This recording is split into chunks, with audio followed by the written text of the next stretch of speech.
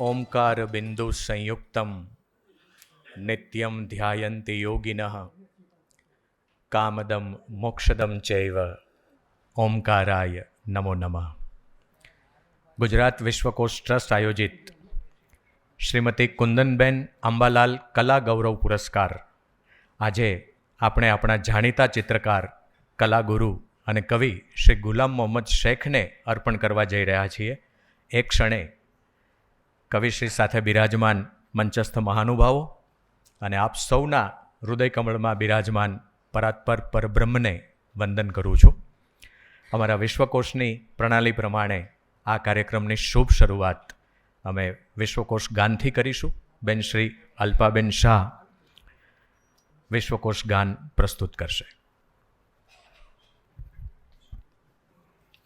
અહીં જ્ઞાન સૂર્ય સંચરે આપણું ચિત્ત પ્રકાશિત કરે. અહીં જ્ઞાન યજ્ઞ સહુ કરે ચિત્તનું વિશ્વ વિકાસિત કરે. શબ્દ પ્રકાશે અર્થ ઉજાશે. શબ્દ પ્રકાશે અર્થ ઉજાશે. તર્ક મર્મના સહજ વિકાસે. જ્ઞાનામૃત નિર્ઝરે અર્ઘ્ય સૌ સત્યદેવને ધરે. ધન્ય ગુર્જરીની શુભ દ્રષ્ટિ વિશ્વકોશની એવી સૃષ્ટિ. તમસ તાપ સંહરે અંતરે સુખ સમજણનું ઠરે.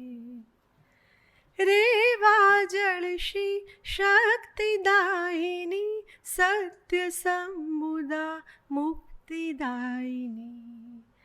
વિશ્વ વિહાર જ કરે શીલ સત્વ સંભરે.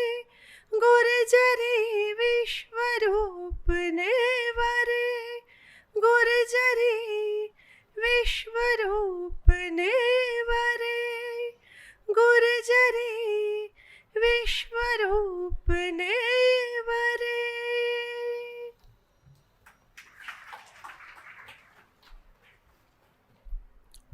ગુર્જરી વિશ્વરૂપને વરે. આપણા મૂર્ધન્ય કવિ શ્રી ચંદ્રકાંત શેઠના શબ્દો અને અમર ભટ્ટનું કમ્પોઝિશન અલ્પાબેન શાહે પ્રસ્તુત કર્યું. ગુજરાત વિશ્વકોશ ટ્રસ્ટની યુટ્યુબ ચેનલ પર દર રવિવારે સવારે 10:30 વાગે અલ્પાબેન શાહ એક સરસ બાળ વાર્તા અને એક બાળ ગીત પ્રસ્તુત કરતા હોય છે, જે આપણી ત્રીજી પેઢી માટે ખૂબ કામનું હોય છે. શુક્રવાર શનિવારે એની લિંક અમારા ફેસબુક પેજ ઉપર અને યુટ્યુબમાં મુકાઈ જતી હોય છે. રવિવારે 10:30 પછી એ ગમે ત્યારે આપ ઓપન કરીને આપણા બાળકોને એ સરસ પ્રેરક વાર્તા અને બાળગીત સંભળાવી શકો.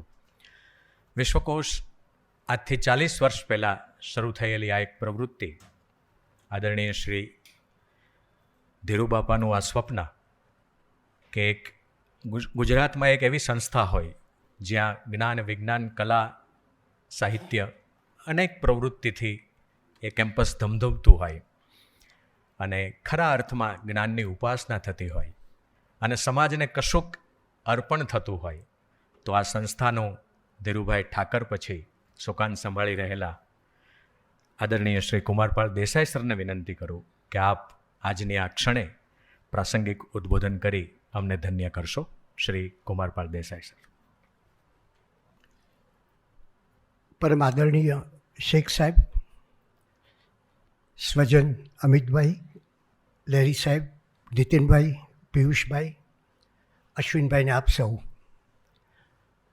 ગુજરાત વિશ્વકોશ ટ્રસ્ટની સ્થાપના થયા પછી જે સ્થાપનાનો ઇતિહાસ કદાચ આપને ખ્યાલમાં હશે કે એક નાનકડા રસોડામાં, મોટા ચૂલાવાળા ઘરમાં, માથે નળિયાવાળા મકાનમાં, જ્યાં શૌચાલય પણ કોમન હતું એવા સ્થળે 1985માં વિશ્વકોશની સ્થાપના થઈ. એ પછી અમારા પ્રેરણામૂર્તિ ધીરુભાઈ ઠાકર એમની સાથે અમે સૌ જોડાયા અને આ વિશ્વકોશ સતત આગળ ચાલ્યું. આ વિશ્વકોશના 26 ગ્રંથો, એના 26,000 લખાણો છેલ્લા 7 વર્ષથી અમે પ્રયત્ન કર્યો અને આજે એ 26,000 લખાણો અમે ઓનલાઈન પર મૂકી શક્યા છીએ. અને વિશ્વમાંથી દર મહિને 3 લાખ લોકો, એ ભારતના હોય, ઓસ્ટ્રેલિયાના હોય, ઇંગ્લેન્ડના હોય, એ વિશ્વકોશના આ લખાણોનો ઉપયોગ કરે છે. એની સાથે 33 વર્ષથી ચાલતા લેક્સિકન, એક રતિલાલ ચંદરિયાનું સ્વપ્ન, જે કદાચ રોળાઈ જવાની પરિસ્થિતિમાં હતું ત્યારે એણે વિશ્વકોશે સંભાળ્યું. અને આજે એમાં જે લેક્સિકનની અંદર 50 લાખ શબ્દો ધરાવતો એક કોષ છે. એ પછી છેલ્લા 64 લાખથી વધારે શબ્દો છે. અને આજ સુધીમાં 4 કરોડ અને 60 લાખ લોકોએ આ લેક્સિકનનો ઉપયોગ કર્યો છે. તાજેતરમાં અમારી પાસે લેક્સિકનમાં સાર્થ જોડણી કોષ, ભગવદ્ ગોમંડળ, બૃહદ કોષ, આ બધું જ હતું. પણ પછી અમને એમ થયું કે હજી એમાં વિશેષ કામ થવું જોઈએ, એટલે એમાં હિન્દી ગુજરાતી કોષ કર્યો, મરાઠી ગુજરાતી શબ્દકોશ કર્યો, અને હજી હમણાં જ એટલે કે 1 મહિના પહેલાં 35,000 શબ્દો ધરાવતો સંસ્કૃત ગુજરાતી કોષ એ અમે ઓનલાઈન મૂક્યો છે. અત્યારે ગઈકાલે જ શેખ સાહેબે ગુજરાતી ભાષાની વાત કરી ત્યારે આ સ્મરણ થાય કે અત્યારે અમે કચ્છી બોલીનો કોષ તૈયાર કરી રહ્યા છીએ. અને એ પછી આદિવાસી બોલીનો કોષ પણ, એનું પણ કામ અત્યારે ચાલુ છે. એ રીતે જે બાળ વિશ્વકોશ તૈયાર કર્યો મુરબ્બી ચંદ્રકાંતભાઈના નેતૃત્વ હેઠળ, એ બાળ વિશ્વકોશ પછી અમે સ્વાતંત્ર્ય સેનાનીઓનો કોષ કર્યો, પરિભાષા કોષ કર્યો, બૃહદ નાટ્યકોશ જે ભરત દવેએ તૈયાર કરીને અમને આપ્યો, જેમાં ભારતના જુદા જુદા લોકનાટ્યોની માહિતી છે. અને એનો 3જો અને 4થો ગ્રંથ હવે પછી અમે પ્રગટ કરીશું. અત્યારે આદરણીય દલપતભાઈ અને પીસી પરીખ, દલપતભાઈ પઢિયાર અને પીસી પરીખ એ સંત કોષ કરે છે. અને એની સાથે ગ્રંથાલય વિજ્ઞાન કોષ મણિભાઈ પ્રજાપતિ અને એમની સાથે ઉર્મિલાબેન જોડાયેલા છે. આ બધા કોષની સાથે અમને મનમાં થયું કે કંઈક એવું થવું જોઈએ કે ડૉક્ટર પાસે કોઈ વ્યક્તિ જાય અને ડૉક્ટર એમ કહે કે આને પ્લાઝમાનો પ્રશ્ન છે, તો પ્લાઝમા શું? એટલે અમારી ત્યાં એક શિલિન શુક્લ, જે આપણા બહુ કેન્સર નિષ્ણાત, એમણે 800 પાનામાં અમને આનો એક આખો કોષ તૈયાર કરી આપ્યો કે અંગ્રેજીમાં જે તબીબી વિજ્ઞાનનો શબ્દ છે એનો ગુજરાતી અર્થ શું થાય એ લોકોને ખ્યાલ આવે. એ પછી જુદી જુદી ગ્રંથ શ્રેણીઓ, અને અત્યાર સુધીમાં લગભગ 110થી વધારે પુસ્તકો, અર્થશાસ્ત્ર, ટેકનોલોજી. હમણાં છેલ્લે જ અમે જે પુસ્તક પ્રગટ કર્યું એ પૃથ્વીથી અંતરિક્ષ ભણી. એ પહેલાં જે પુસ્તક પ્રગટ કર્યું એ ભારતના નારી સંતો, અને એ પહેલાં જે પુસ્તક પ્રગટ કર્યું એ આર્ટિફિશિયલ ઇન્ટેલિજન્સ. એટલે આમાં જુદા જુદા વિષયોને આવરી લઈને એ પુસ્તકો પ્રગટ કરવા. એક બીજો વિચાર કે આપણા વૈજ્ઞાનિકોના જીવનચરિત્ર બહુ ઓછા મળે છે. એટલે અમે સૌથી પહેલાં એમ કહી શકું કે ગુજરાતી ભાષામાં ડૉક્ટર વિક્રમ સારાભાઈનું ચરિત્ર આપ્યું. એ પછી હોમી જહાંગીર ભાભા, જગદીશચંદ્ર બોઝ, મેઘનાથ સાહા, એવા બધા વિજ્ઞાનીઓના પરિચયો આપ્યા. અને એ રીતે જુદા જુદા પુસ્તકો. અત્યારે અમે આર્યભટ્ટ ઉપર એક પુસ્તક તૈયાર થઈ રહ્યું છે, જે સરસ રીતે તૈયાર થશે, ઉપર 401 પાનામાં થશે. સામયિકોમાં છેલ્લા 27 વર્ષથી વિશ્વ વિહાર અમે પ્રગટ કરીએ. આપમાંથી ઘણાએ જોતા હશે. અમારા આગળના મહિનાના પ્રોગ્રામો એ વિશ્વ વિહારમાં આવી જાય. અને યુટ્યુબ ઉપર એનું દરેક જે લખાણ છે, જે લેખ છે, એ યુટ્યુબ ઉપર પણ શ્રાવ્ય સ્વરૂપે ઉપલબ્ધ છે. ગુર્જરી ડાયજેસ્ટ અમેરિકાથી ચાલતું 30 વર્ષથી, પણ કિશોરભાઈ દેસાઈ એમની અસ્વસ્થ તબિયત અને એમને કહ્યું, અને એ પછી ગુર્જરી ડાયજેસ્ટ ત્રૈમાસિક એ પણ અહીંથી પ્રગટ થાય છે. ધીરુબેનની એક કલ્પના હતી ધીરુબેન પટેલની કે આપણે બહેનો માટે એક સરસ સામયિક નીકળવું જોઈએ, એક ત્રૈમાસિક નીકળવું જોઈએ. અને વિશ્વા ત્રૈમાસિક એ અમે ધીરુબેનની સ્મૃતિમાં અત્યારે પણ બહાર પાડીએ છીએ. આ ઉપરાંત જુદા જુદા વિષયના 11 જેટલા એવોર્ડ, એમાં કલા છે, શિક્ષણ છે, સામાજિક પરિવર્તન જેને કર્યું હોય, ટેકનોલોજી દ્વારા સમાજનું ઉત્થાન કર્યું હોય, નાટ્ય લેખનમાં જેને કુશળતા દાખવી હોય, ચંદ્રવદનભાઈ મહેતાની સ્મૃતિમાં પ્રાકૃત અપભ્રંશ અને ગુજરાતી અને મધ્યકાલીન ભાષાઓમાં જેને સંશોધન કર્યું હોય, આવા બધા વિષયોના એવોર્ડ આપીએ છીએ. અહીંયા દર મહિને જોડણીના 2 વખત વર્ગો લેવાય છે, દર 15 દિવસે. અને આપણા બહુ મોટા વિદ્વાન રતિલાલ બોરીસાગર અને પિંકી પંડ્યા એ આ વર્ગો લે છે. પછી અમને એમ થયું કે આ બધી તો વાત બરાબર, પણ બહારથી લોકો કેવી રીતે આવે? એટલે અમે વર્કશોપ શરૂ કર્યો. હસ્તપ્રત વિદ્યાનો 6 મહિનાનો કોર્સ બહુ જ સરસ ચાલ્યો.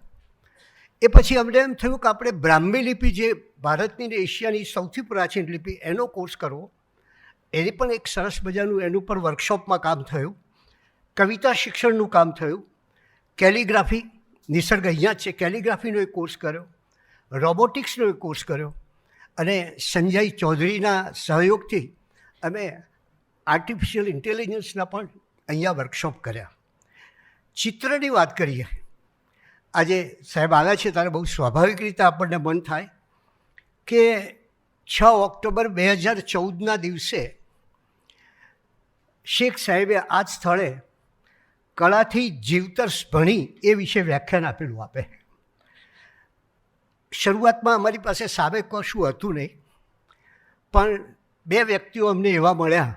એકનું નામ છે અમિત અંબાલાલ ને બીજાનું નામ છે અનિલ રીડિયા. એમણે અહીંયા M.F. હુસેનના સરસ કાર્યક્રમો બતાવ્યા.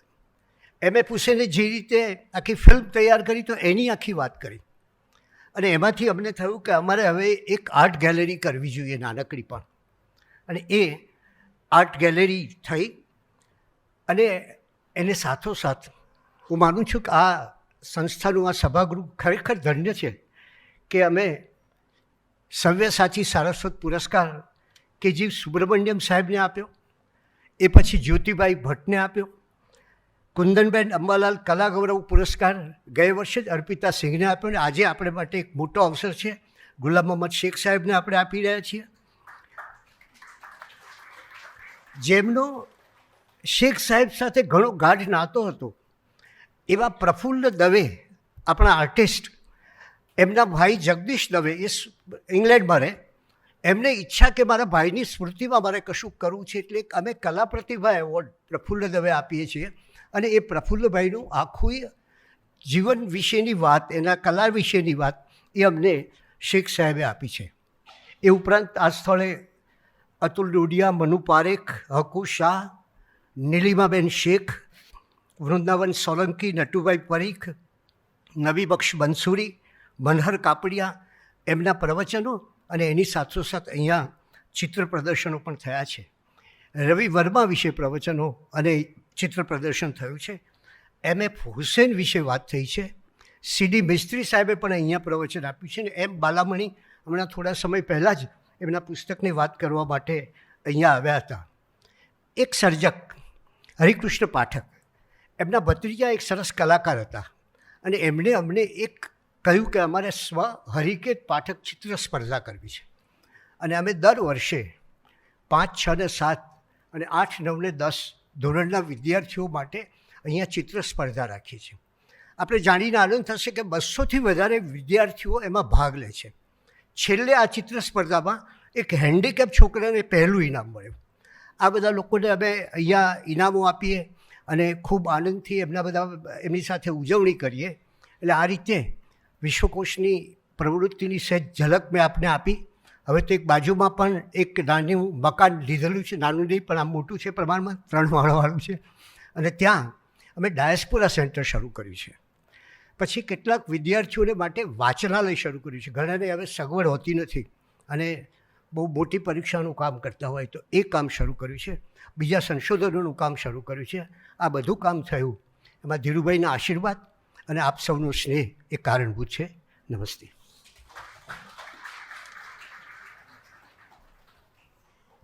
આભાર સર.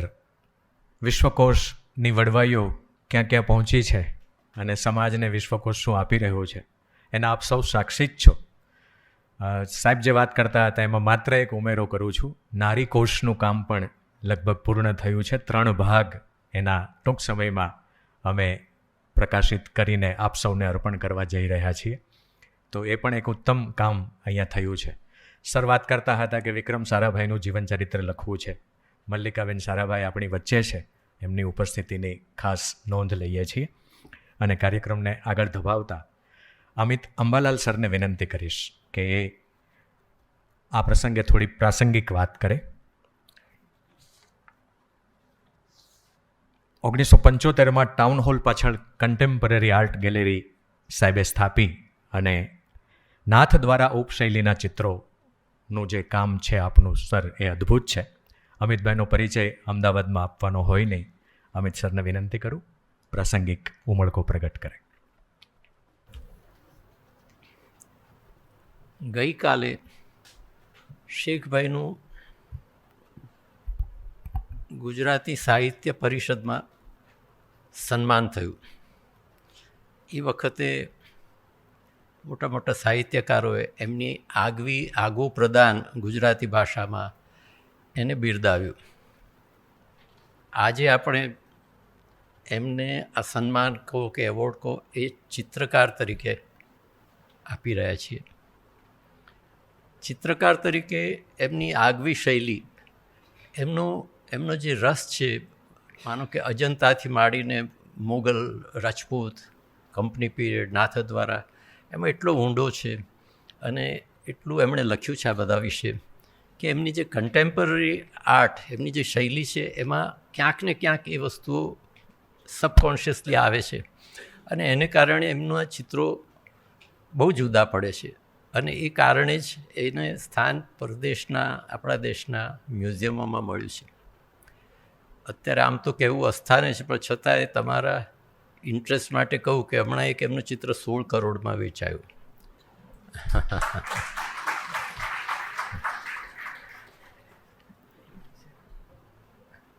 તો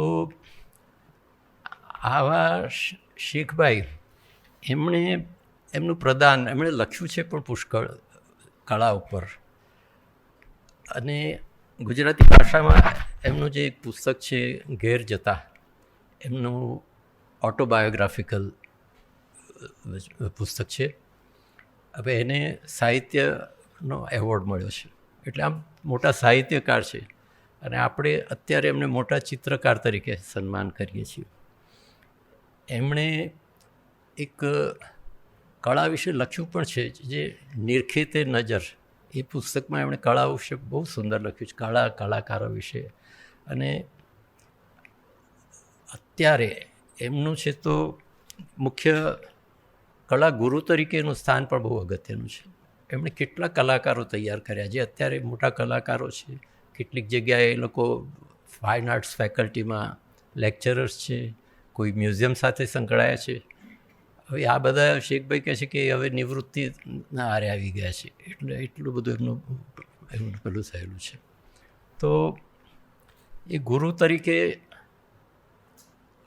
મિત્રો સાથે પણ કંઈક અમને એવો અનુભવ થાય. ધારો કે અમે ચાઇનામાં પેલી ડનહાંગ કેવ્સ જોવા ગયા હતા, તો ત્યાં એ જે ગુફા ચિત્રો છે એ બતાવે ત્યારે તમને એક નવી દ્રષ્ટિ મળે. તમે જોવાની આખી એમની જે દ્રષ્ટિ છે, એનો ઇતિહાસ છે, કે ત્યારે અમને પણ એ મિત્ર છે પણ ગુરુ લાગે. અમે ત્યાં કંબોડિયાના જે મોટી જે રિલીફ છે એ જ્યારે બતાવે ત્યારે બહુ મજા આવે. એમાં અમે જ્યારે શ્રીલંકામાં સિગિરી ઉપર ગયા ત્યારે ઊંચી ભેખડ ઉપર અપ્સરાના ચિત્રો, જે ખરેખર તો એ ચિત્રો શ્રીલંકાનો સિમ્બોલ કહેવાય એવા જાણીતા છે, પણ એ બહુ ઊંચે એટલે દૂરથી દેખાય, પણ નજીકથી જોવું હોય તો ગોળ સીડી, સર્ક્યુલર સીડીથી ઉપર જવાય. અમારા મિત્ર ચિત્રકાર અતુલ ડોડિયાને ફોબિયા હાઇટનો, તે કે ના હું તો નહીં આવું. તો શેખભાઈ કે એ તો ના ચાલે, ચાલ તો આંખો બંધ કરી દે. એનો હાથ પકડીને એક પગથિયું ચડાવીને ઉપર લઈ ગયા અને એ રીતે પાછો એને ઉતાર્યો. આમ એ મિત્ર હોવા છતાં ઘણું બધું અમારું ધ્યાન રાખે, અમને બધું સમજાવે, બહુ આનંદ આવે. એટલે આ જે એવોર્ડ એમણે જે સ્વીકાર્યો એ એવોર્ડનું ખરેખર તો ગૌરવ થયું છે. આગલી વખતે અર્પિતા સિંહ, આ વખતે ગુલામ મોહમ્મદ શેખ, કલાના બહુ ધુરંધરોના સન્માન થયા. હવે આગળ જતાં કોને પસંદ કરવા એ ચિંતા કુમારપાળભાઈ પર છોડીને હું વિરમું છું.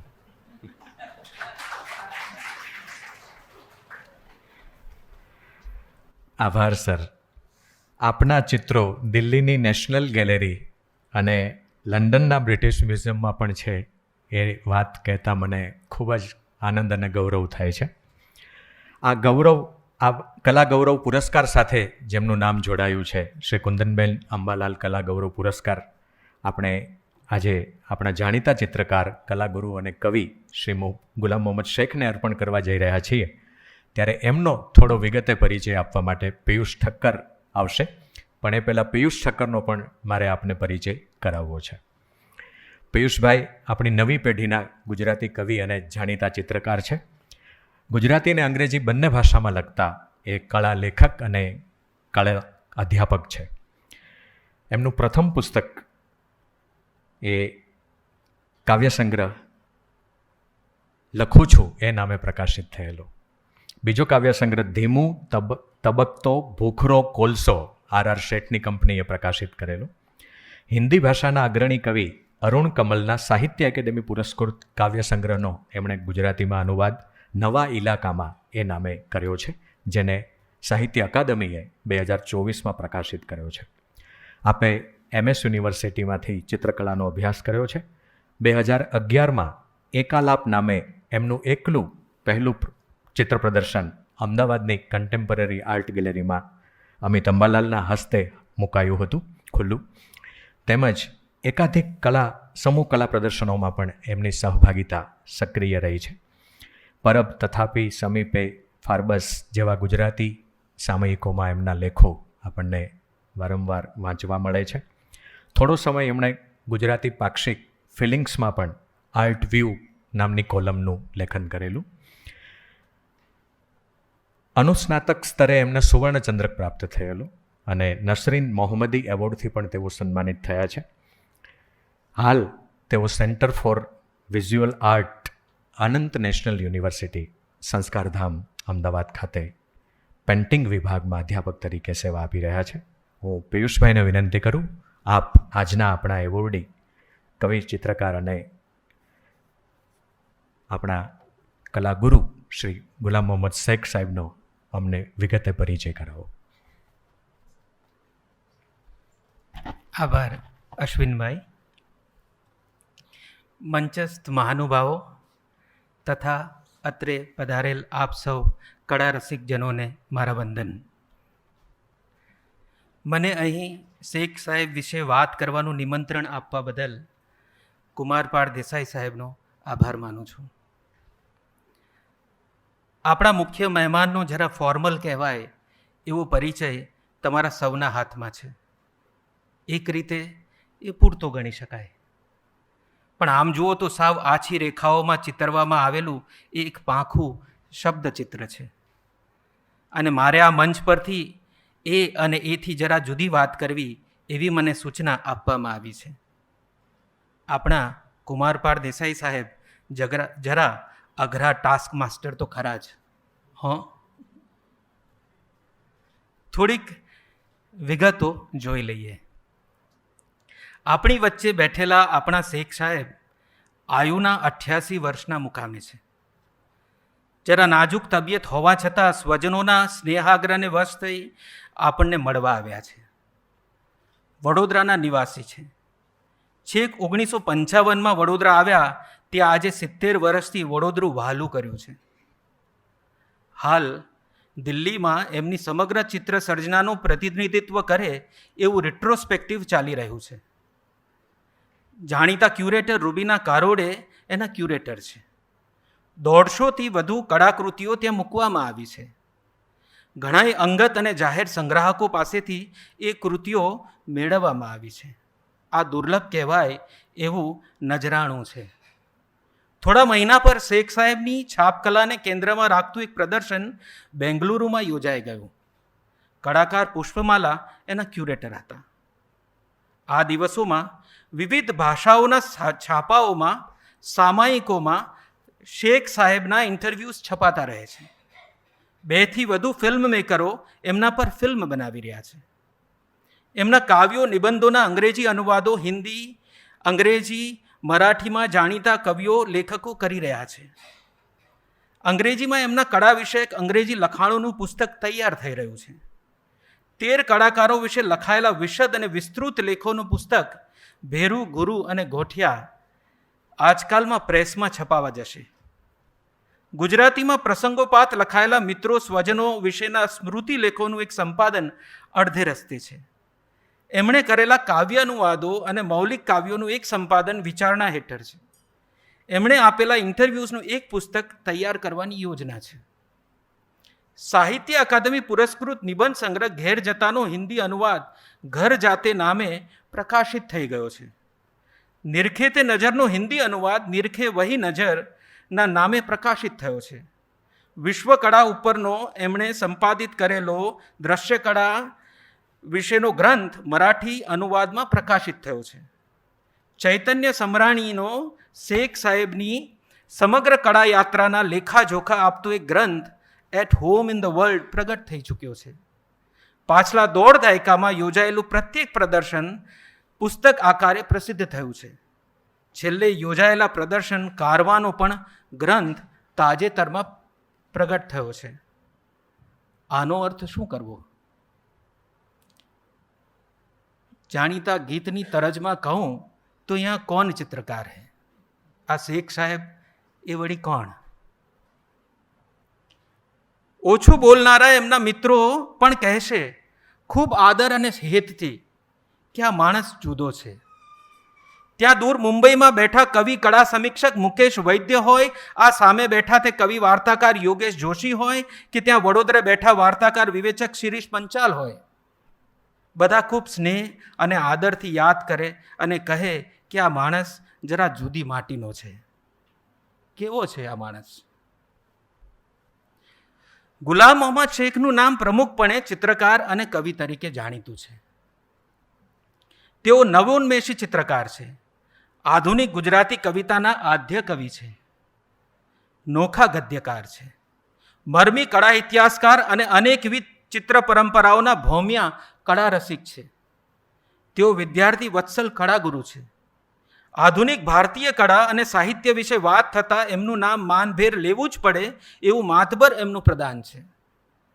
આજે પણ દ્રશ્ય કળાના અનેક માધ્યમોમાં તેઓ નવતર ખેડાણ કરતા રહે છે. ફરીથી યાદ અપાવું કે ઉંમરના 88મે વર્ષે પણ એમની સજાગતા અને સક્રિયતા સૌને પ્રેરક નીવડે એવી છે. ગુલામ મોહમ્મદ શેખનો જન્મ 16 ફેબ્રુઆરી 1937ના રોજ સુરેન્દ્રનગરમાં થયો હતો. પિતાનું નામ તાજ મોહમ્મદ અને માતાનું નામ લાડુબહેન. 5 ભાઈ બહેનોમાં તેઓ સૌથી નાના. સુરેન્દ્રનગરની શેઠ NTM હાઈસ્કૂલમાં શાળાનું શિક્ષણ મેળવ્યું. આ જ શાળામાં શિક્ષક તરીકે કવિ લાભશંકર રાવળ શાયરનો ભેટો થયો. એમની સંગતમાં કવિતા લેખનમાં વેગ આવ્યો. શાયરની આગેવાનીમાં એ ગાળે 2 હસ્તલિખિત સામાયિકો અનુક્રમે પ્રગતિ અને ઝંકાર પ્રગટ્યા, જેમાં તેઓ કાળી શાહીમાં સામાયિકના મથાળા, મુખચિત્ર અને બાળકોની ચિત્રવાર્તા રંગમાં ચિતરતા. એમાં પોતે કવિતા અને વાર્તા પણ આપતા. આ સામાયિકોની એક નકલ સુરેન્દ્રનગરની બર્ડવુડ લાઇબ્રેરીમાં મુકાતી. ત્યારબાદ કુમાર, ક્ષિતિજ જેવા પ્રતિષ્ઠિત સામાયિકોમાં ગીતો તેમજ નવા પ્રકારના કાવ્યો પ્રકાશિત થવા લાગ્યા. 1955માં કળાગુરુ રવિશંકર રાવળની ભલામણે તેઓ વડોદરાની ફાઇન આર્ટ્સ ફેકલ્ટીમાં ચિત્રકળાનો અભ્યાસ કરવા આવ્યા. વડોદરામાં એક બાજુ માર્કંડ ભટ્ટ, નારાયણ શ્રીધર બેન્દ્રે, KG સુબ્રમણ્યન, શંખો ચૌધરી અને VR આંબેડકર જેવા કુશળ કળા અધ્યાપકો મળ્યા, તો બીજી બાજુ સુરેશ જોશી, ભોગીલાલ ગાંધી અને પ્રબોધ ચોકસીના અંતરંગ પરિચયમાં આવ્યા. ચિતરવામાં અને લખવામાં ભારે પરિવર્તનો આવ્યા. પારંપરિક સ્વરૂપો છોડીને પ્રયોગો આદર્યા અને નવું સર્જન થયું. સુરેશ જોશીની સંગતિમાં ક્ષિતિજના પૂંઠા સંયોજવાનું કામ માથે લીધું. તેમાં સાથી કલાકારોને સાંકળ્યા અને સાહિત્ય ભેગા ચિત્રોના નવા કલેવરો સમાજમાં વહેતા થયા. સ્નાતક થયા પછી અનુસ્નાતકના વર્ષોમાં બેન્દ્રે સાહેબના સૂચનથી કળાનો ઇતિહાસ ભણાવતા થયા. એક બાજુ પોતે ભણતા અને બીજી બાજુ ભણાવતા. 1963માં કોમનવેલ્થ સ્કોલરશિપ મળતા વધુ અભ્યાસ અર્થે લંડનની રોયલ કોલેજ ઓફ આર્ટમાં પ્રવેશ મેળવ્યો. આ વિદેશ નિવાસના ગાળામાં વિશ્વની કળા નજરે જોવા યુરોપને ખૂંદ્યો. કળા સાહિત્યની અવનવી આબોહવામાં સમજણની ક્ષિતિજો વિસ્તરી. 1966માં ભારત પરત ફર્યા અને 1967માં ફાઇન આર્ટ્સ ફેકલ્ટીમાં કળા ઇતિહાસ વિભાગમાં પ્રાધ્યાપક થયા. પછી 1982માં ચિત્ર વિભાગમાં પ્રોફેસર પદે નિયુક્ત થયા અને 1993માં સ્વૈચ્છિક નિવૃત્તિ સુધી ચિત્રકળાનું અધ્યાપન કર્યું. આજે પણ વિદ્યાર્થીઓ એમના એસ્થેટિક્સ અને ચિત્રકળાના ઇતિહાસના વર્ગો તેમજ ચિત્રકળા અને સંશોધનમાં બંનેમાં મળેલ માર્ગદર્શનને ખૂબ ઉમળકાથી સંભાળે છે. ગુલામ મોહમ્મદ શેખના ચિત્રો દેશ વિદેશમાં પ્રદર્શિત થયા છે અને મહત્ત્વના સંગ્રહાલયોમાં સચવાયા છે, જેની યાદી જો આપવા બેસું તો ખૂબ લાંબી થાય. 1985માં એમનું મિડ કેરિયર રેટ્રોસ્પેક્ટિવ રિટર્નિંગ હોમ નામે પેરિસમાં જ્યોર્જ પોમ્પિદુ સેન્ટર ખાતે યોજાયેલું. એમણે પોતે પણ સમકાલીન કળાની દિશા અને દશા સૂચવતા એકાધિક પ્રદર્શનોનું નિયોજન કર્યું છે. ગુલામ મોહમ્મદ શેખને મળેલા સન્માનોની યાદી પણ ઘણી લાંબી થાય. એમાંથી વિશેષ ઉલ્લેખનીય કેટલાક: ભારત સરકાર દ્વારા 1983માં પદ્મશ્રી અને 2014માં પદ્મભૂષણના નાગરિક સન્માનથી એમને નવાજવામાં આવ્યા. 2011માં રવિન્દ્ર ભારતી યુનિવર્સિટી કોલકાતા દ્વારા માનદ ડોક્ટરેટ, 2015માં વિશ્વ ભારતી યુનિવર્સિટી શાંતિનિકેતન દ્વારા ગગન અબની પુરસ્કાર, 2017માં કવિતા માટે નરસિંહ મહેતા પુરસ્કાર અને 2022માં આત્મકથનાત્મક નિબંધોના પુસ્તક ઘેર જતા માટે સાહિત્ય અકાદમી પુરસ્કાર એમને આપવામાં આવ્યો છે. હવે થોડીક વાત ચિત્રકાર ગુલામ મોહમ્મદ શેખના ચિત્રો વિશે. એમની હાજરીમાં વાત કરવી એ મારા માટે દુસ્સાહસ પણ છે. 1961માં મુંબઈની જહાંગીર આર્ટ ગેલેરીમાં એમનું પહેલું ચિત્ર પ્રદર્શન ચિત્રકાર M.F. હુસેને ખુલ્લું મૂક્યું. આરંભના ચિત્રોમાં કેનવાસ પર જાડા રંગ વડે ઘોડાગાડી અને ઘોડા ચિત્ર્યા. આ ઘોડા જાણે શ્રમથી થાકેલા, અધમુઆ થયેલા, અસ્તિત્વની વિટંબણાથી ત્રસ્ત, વગડો ગજવતી એમની હણહણાટી આપણને આપણા સમયની સન્મુખ લાવીને મૂકે એવું એમાં ચિત્રણ હતું. ઘોડા ત્યાં અસ્તિત્વવાદી યંત્રણાના પ્રતીક બને છે. લંડનના ગાળે ચિત્રની બીજી તકનીકોની અજમાયશ કરી. ફોટાને આધારે અને અન્ય સામગ્રી પ્રયોજીને ચિત્રો કર્યા. પરિચિત જગતને, પાત્રોને રંગ અને અવકાશની વિવિધ માંડણીમાં સંયોજવાના યત્નો કર્યા. ભારત પરત ફર્યા બાદ ચિત્રોમાં પ્રકૃતિ અને માનવના રૂપો એકાકાર થયા અને દૂર સુદૂર ધકેલાતી ક્ષિતિજમાં વૃક્ષોના વિવિધ આલેખો ઉપસ્યા. મન ભીતર ધરબાયેલી રૂપ અરૂપની રમણા એમાં પ્રગટી. ઘેર જતાં ચિત્ર થતાં પ્રત્યક્ષ અને પરોક્ષ જીવાતું જીવન અને વિશ્વકળાનું નજરે દીઠું વિશ્વ નજીક આવ્યા અને એકમેકમાં ભળ્યા. તેથી નવી કથાઓ કહેવાતી થઈ. તેનો સિલસિલો આજ સુધી ચાલુ રહ્યો છે. એક જગાએ એમણે પોતાની રચનાત્મકતા વિશે જે કહ્યું હતું તે અદ્દલ આજે પણ એટલું જ પ્રસ્તુત છે. ભારતમાં રહેવું એટલે એકી સાથે અનેક સમયો અને સ્થળોમાં વિચરવું. અહીં મધ્યકાલીન કે પ્રાચીન પરંપરાઓ જીવતી જડે કે આદિમ જાતિઓ રસ્તે ભેટી જાય તેની કોઈ નવાઈ નથી. એવી જ રીતે પરસ્પરને ઉજાડી અને સમૃદ્ધ કરતી વર્તમાન અને ભૂતકાળની સહુપસ્થિતિ સમયની વ્યાખ્યામાં નવું પરિમાણ ઉમેરે છે. સમયો અને સંસ્કૃતિઓ એકમેકમાં પ્રવેશે ત્યારે શુદ્ધતાના કિલ્લા ભાંગવા માંડે છે. પારંપરિક અને આધુનિક, અંગત અને જાહેર, અંદરનું અને બહારનું એકબીજામાં પેસે, તેમાં કેટલુંક તૂટે અને ઘણું બધું સંધાય. ભાતીગળનો પ્રવાહ આંખમાં અવિરત ઉતરતો રહે તો અંદરનું રૂત જળહળે ને જીવ ચેતનવંતો થાય. મારી સર્જના દેશના પ્રાચ્ય પ્રતીક જેવા અનેક આંખો અને હાથવાળા પ્રાડકની બહુઆયામી દ્રષ્ટિમાંથી જ ઉર્જા પામે છે.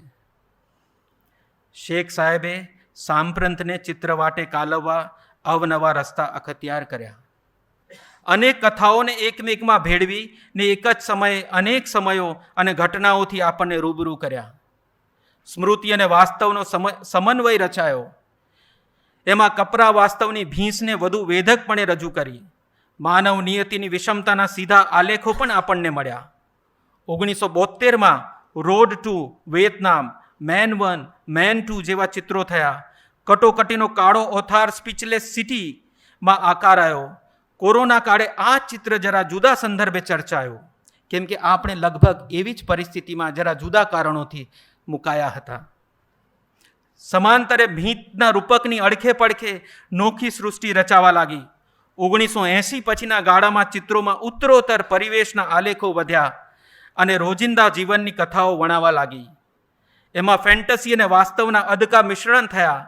આપણે જેને મેજિક રિયાલિઝમ તરીકે ઓળખીએ છીએ તેઓ કંઈક અહીં ખેલ રચાતો થયો. પાસિંગ એન્જલ, અલાઇફ, સમર ડાયરી જેવા ચિત્રો આ માટે જોઈ શકાય. પોતે રહેતા તે યુનિવર્સિટી કેમ્પસનું જીવન અનેક ઘટનાઓ જાણે દીવા સપનો જ હોય એમ ખૂબ સરળ રીતે એકમેકમાં સંયોજાયું અહીં આલેખાયેલું જોવા મળે છે આ ચિત્રોમાં. સમાંતરે કોમી કલહો વધતા સિટી ફોર સેલ જેવું મહત્વકાંક્ષી બૃહદ ફલકનું ચિત્ર થયું. 1996માં ભોપાલમાં આવેલા વિધાન ભવનના પ્રવેશ દ્વાર માટે જીવન વૃક્ષ નામે મધ્યપ્રદેશના સાંસ્કૃતિક ઇતિહાસ અને ભૌગોલિક વિશિષ્ટતાને લઈને વિરાટ ચિત્ર પૂર્ણ કર્યું.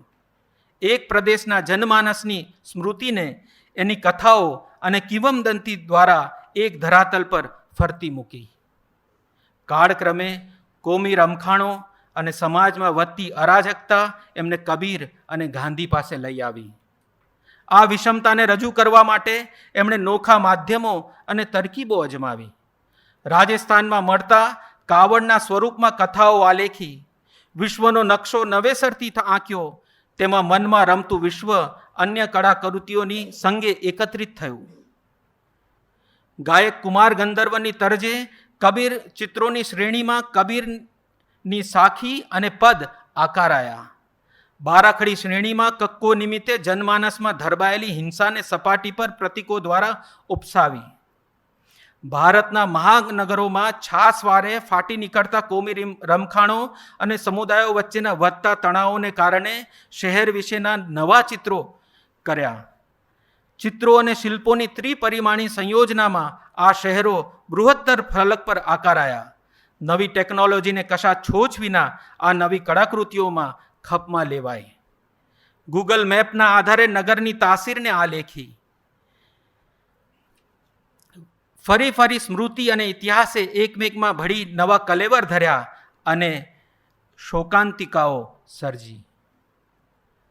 અન્ય માધ્યમોમાં એમણે ડિજિટલ કોલાજ કમ્પ્યુટરની મદદથી રચ્યા.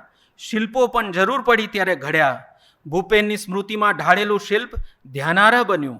એમાં ભૂપેનની કળા રુચિ અને અરમાનોને ફેન્ટસીની મદદથી બહેલાવ્યા. 2024માં કારવા નામે દિલ્હી અને મુંબઈમાં નવા ચિત્રોનું પ્રદર્શન યોજાયું.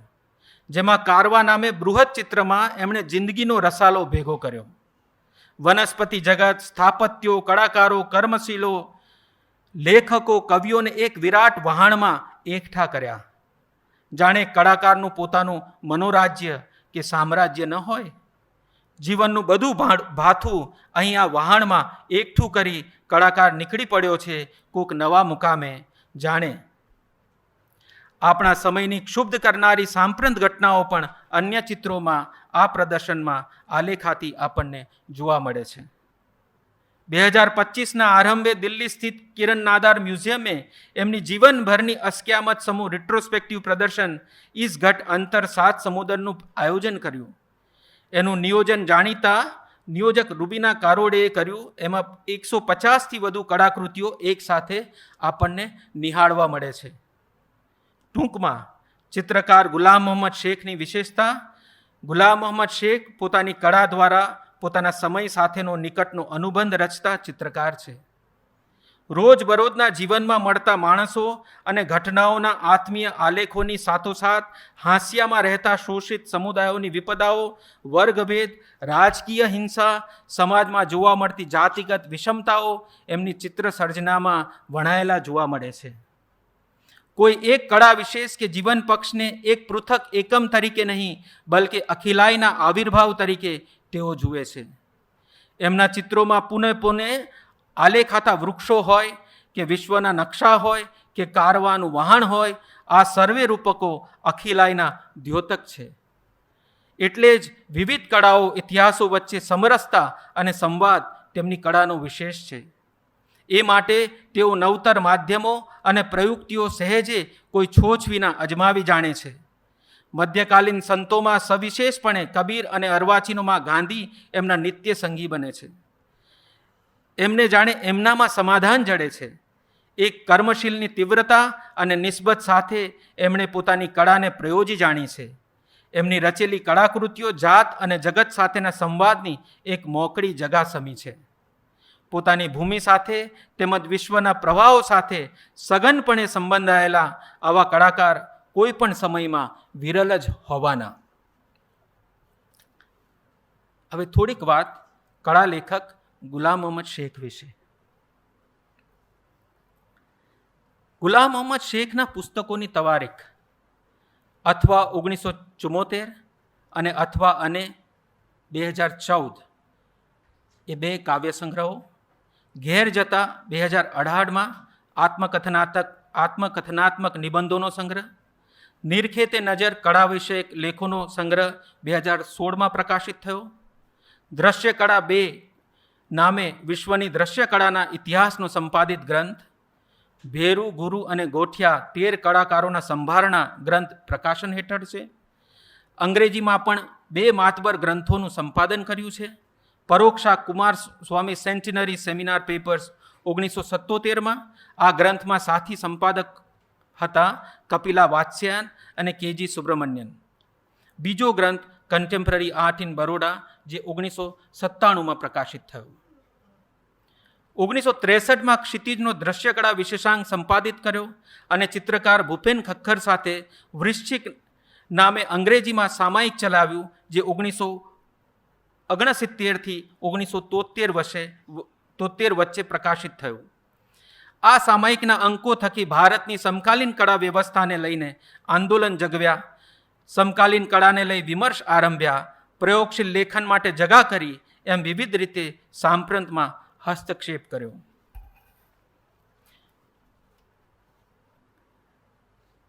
કળા લેખક ગુલામ મોહમ્મદ શેખની લેખની વિશે આ લેખકે અન્યત્ર લખ્યું હતું, દરેક વાક્ય લેખકની પોતીકી આભાથી પ્રદીપ્ત છે, જેમાં ભાષા સાથેનો અંતરંગ ઘરોબો અછતો રહેતો નથી. કળાના ઇતિહાસના કોયડા ઉકેલતી ભાષા ક્યાંય દોદડી થતી નથી જણાતી. લલિત નિબંધની સરહદોમાં પ્રવેશી જતી આ ભાષા ગતિશીલ અને ચાક્ષુષ સંદર્ભોથી ખચિત છે. નરી વિગતોનો અહીં ક્યાંય ખડકલો નથી, પણ ખપજોકી દરેક નાની નાની બાબતનું રસિક ભાવકની દ્રષ્ટિએ નિરૂપણ છે. લેખક પોતે ગુજરાતી ભાષાના અનેકવિધ લયો સાથે પાનું પાડતા શકવર્તી કવિ અને ગદ્યકાર જ નહીં, પણ એ સાથે કળાના અધ્યાપક, બંને કળાના ઇતિહાસના અને ચિત્રકળાના અને સજાગ કળાકાર છે, જેનો લાભ એમના કળા લેખનને મળ્યો છે. એટલે ગુજરાતી ભાષાની ક્ષિતિજો એમના કળા લેખન દ્વારા અનાયાસે વિસ્તરતી રહી છે. અંતે શેખ સાહેબે વિશે લખાયેલી એક કવિતા વાંચીને મારી વાત પૂરી કરીશ. કવિ નિબંધકાર ભરત નાયકે આ પત્ર કાવ્ય લખ્યું છે. અનિલ જોશી, નીતિન મહેતા, જયદેવ શુક્લ, હરીશ મીનાશ્રુ અને રાજેશ પંડ્યા આ સર્વે કવિઓ શેખ સાહેબને પોતાની કવિતામાં લઈ આવ્યા છે. તો વાંચું છું ભરત નાયકે લખેલું કાવ્ય, પત્ર કાવ્ય પ્રિય ગુલામ મોહમ્મદ શેખ. એ કોણ? ઝીણું ઝાઝું હિજરાઈ સમજવા જીવતરનું મરમ. એ કોણ? ઝીણું ઝાઝું હિજરાઈ સમજવા જીવતરનું મરમ. એ કોણ? માણે પ્રમાણે જણતર મરણના ચક્રાવાના ધરમ. કોણ જે સૂક્ષ્મથી અતિ સૂક્ષ્મ સુણે નાદ, ધરવ વ અપરાધના, ગ્લાની વા ભંગુરતાના, પિત્તળની ચામડીના કીડીના પદરવના વા સોયમાં પરોવાય કોચાયેલા અવકાશના. કોણ વળી જે સ્પર્શે સાત પેઢીના ઘસરકે ચળકતા નકુચા, થીજેલ કોપરેલ જેવી પોષની ચાંદની કે અણુ પરમાણુ. એમ કોણ ચાખે મગમગ શાખ કે ભાઠાના તડબૂચ જેવા સકળ જીવોના સંચરણોને. ભૂકંપે વંટોળે જળ પ્રલયે હુલ્લડે કે વ્યાધિ પ્રકોપે જે ટકે રહે અડગ ને રહે નિત્ય અનિત્યને તે કોણ? જે નિર્મે પ્રશ્નો જૈફ ને જવાન કે બાપુને ઘરના વા સંદિગ્ધતાના, વાડે ઉત્તરો શૂન્યતા વા નિશ્ચિન્નતાના વા સંકુલતાના તે કોણ? જે થાય વિભક્ત આસક્તિ ને વિરક્તિથી છતાં ફરી ફરી થઈ અવિભક્ત રહે અભિરામ કાળ ઉત્ક્રાંતે. હણાઈ છતાં પુનઃ પુનઃ સંજીવની સાધે લાધે રચના પુનઃ પુનઃ અંતે અથવા આરંભે અથવા ચક્રાકારે. રેખા રંગતી કે વાણી લેખણથી છતાં નામ ઠામની વાળી ભૂંગળી વહેતી મૂકે કાળના પ્રવાહમાં. એ કોણ? એ કોણ? ઈજન અને ઇંગિતોના દ્વંદે અથવા વિકલ્પે વિલસી રહે તે, જેને ન સ્પર્શી શકો સૂંઘી કે પેખી કે પામી શકો. જો તું નહીં કવિ જ્યાં પણ હો, જો હો આપણો પરવરદિગાર, એ કહે આ કોણ? અગ્રણી ચિત્રકાર અમિત અંબાલાલ પ્રેરિત અને ગુજરાત વિશ્વકોશ ટ્રસ્ટ દ્વારા પ્રાયોજિત કુંદનબહેન અંબાલાલ કલા ગૌરવ પુરસ્કાર બદલ આપણા સૌના માનવંતા શેખ સાહેબને વંદન સાથે અભિનંદન. ખૂબ આભાર.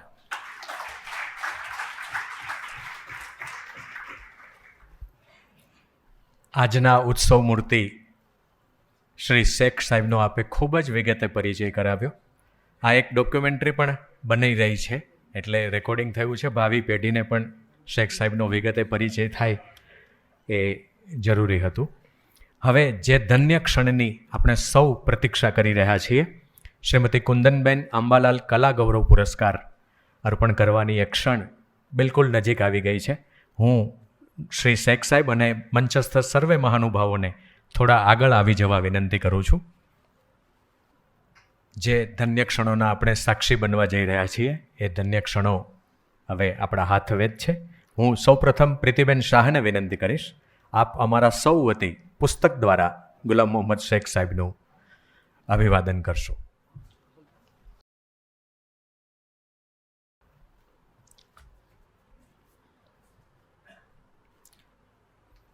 આપણે કરતલ ધ્વનિથી આપણી ઉપસ્થિતિનો અહેસાસ કરાવીશું.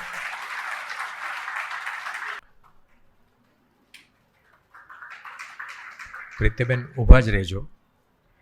હું વિનંતી કરીશ શ્રી નીતિન શુક્લને, જેઓ શાલ ઓઢાડીને શ્રી શેખ સાહેબને સન્માનિત કરશે. શાલ એ વહાલનું અને હૂંફનું પ્રતીક છે.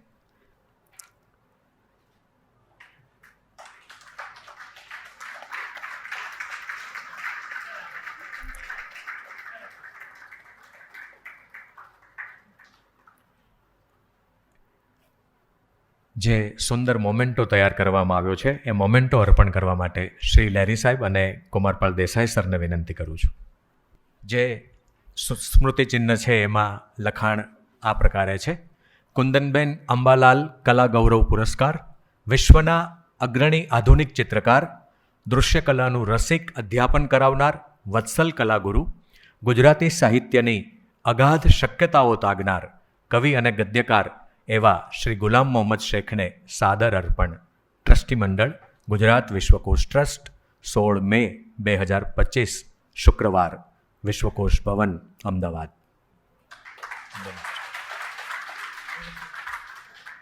શ્રી લેરી સાહેબ અને કુમારપાલ દેસાઈ સાહેબ આ સ્મૃતિચિહ્ન મોમેન્ટો અર્પણ કરી રહ્યા છે. આપણે જોરદાર તાળીઓથી આ ક્ષણોને વધાવીએ. આ પુરસ્કાર સાથે જોડાયેલો ચેક અર્પણ કરવા માટે હું માનનીય શ્રી અમિત અંબાલાલ સાહેબને વિનંતી કરીશ.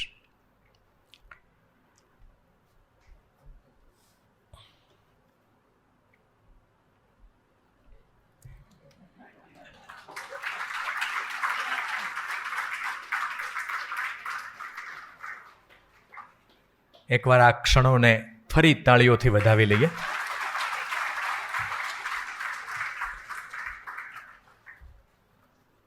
શ્રી શેખ સાહેબ એમનો પ્રતિભાવ પાવર પોઈન્ટ પ્રેઝન્ટેશનથી આપવાના છે, એટલે અન્ય મહાનુભાવો આપણે સામે સ્થાન ગ્રહણ કરીશું. સૌથી પહેલાં તો મનમાં જે પ્રશ્ન થાય છે એ જ કે પાડ કેટલાનો માનવાનો. આમ તો મારા પરમ મિત્ર અમિત અંબાલાલ અહીં બેઠા છે, એમનો હું જાહેરમાં આભાર માનું તો એમને ગમે પણ નહીં. વિશ્વકોશ ટ્રસ્ટ સાથે હું આડકતરી રીતે તો સંકળાયેલો રહ્યો છું, પણ એ ઉપરાંત હું જ્યારે મારી જાતને પ્રશ્ન પૂછું છું કે આ બધું મારા જીવનમાં આવ્યું કેવી રીતે, એ ક્યાંથી આવ્યું હશે. નાનપણમાં એક સાંકડી શેરી જેવી ઘાંચીવાડ નામની શેરીમાં હું જન્મ્યો અને ત્યાં જ મારો ઉછેર થયો. ઘરમાં કોઈ કળાત્મક એવી કોઈ સામગ્રી નહોતી, પરંતુ ઘરમાં કોઈ કળાની વિરોધ પણ નહોતું. ખરેખર તો એ નાનકડું ઘર, તમને કહું તો જેમાં જે મેં ઘેર જતામાં લખ્યું છે તે પ્રમાણે 8x12 ઓરડી, એવી 2 ઓરડીમાં મારો એટલે કે અમારો મા બાપ અને 5 પાંદડાનો વસ્તાર કેવી રીતે સમાતો એનો હજુય અચંબો છે. એટલે આમાં મુખ્ય શબ્દ જે છે તે હું જો કશું પણ કહેવા ધારું કે મારા ચિત્રો ક્યાંથી આવ્યા, તો એની સામે સૌથી મોટો શબ્દ જે આવીને ઊભો રહે છે તે અચંબો છે. અને હજુ એ અચંબો મારા જીવનમાં એટલો જ વણાયેલો છે, કારણ કે મને ખબર નહોતી કે આ ક્યાંથી કેવી રીતે આવે છે. પણ ધારો કે હું એવા પ્રશ્નો પૂછું કે કોણે મને શું દેખાડ્યું, તો સૌથી પહેલું નામ કાઠિયાવાડમાં જ્યારે રવિશંકર રાવળ આવ્યા, એટલે કદાચ 1953-54નો ગાળો હશે. એમને કોઈક બીમારી હતી કે પછી ક્ષય જેવું કંઈક હતું, એને કારણે ભલામણ લાગતરી ભલામણ હતી કે એમણે ક્યાંક સુખી જગ્યાએ જઈને રહેવું.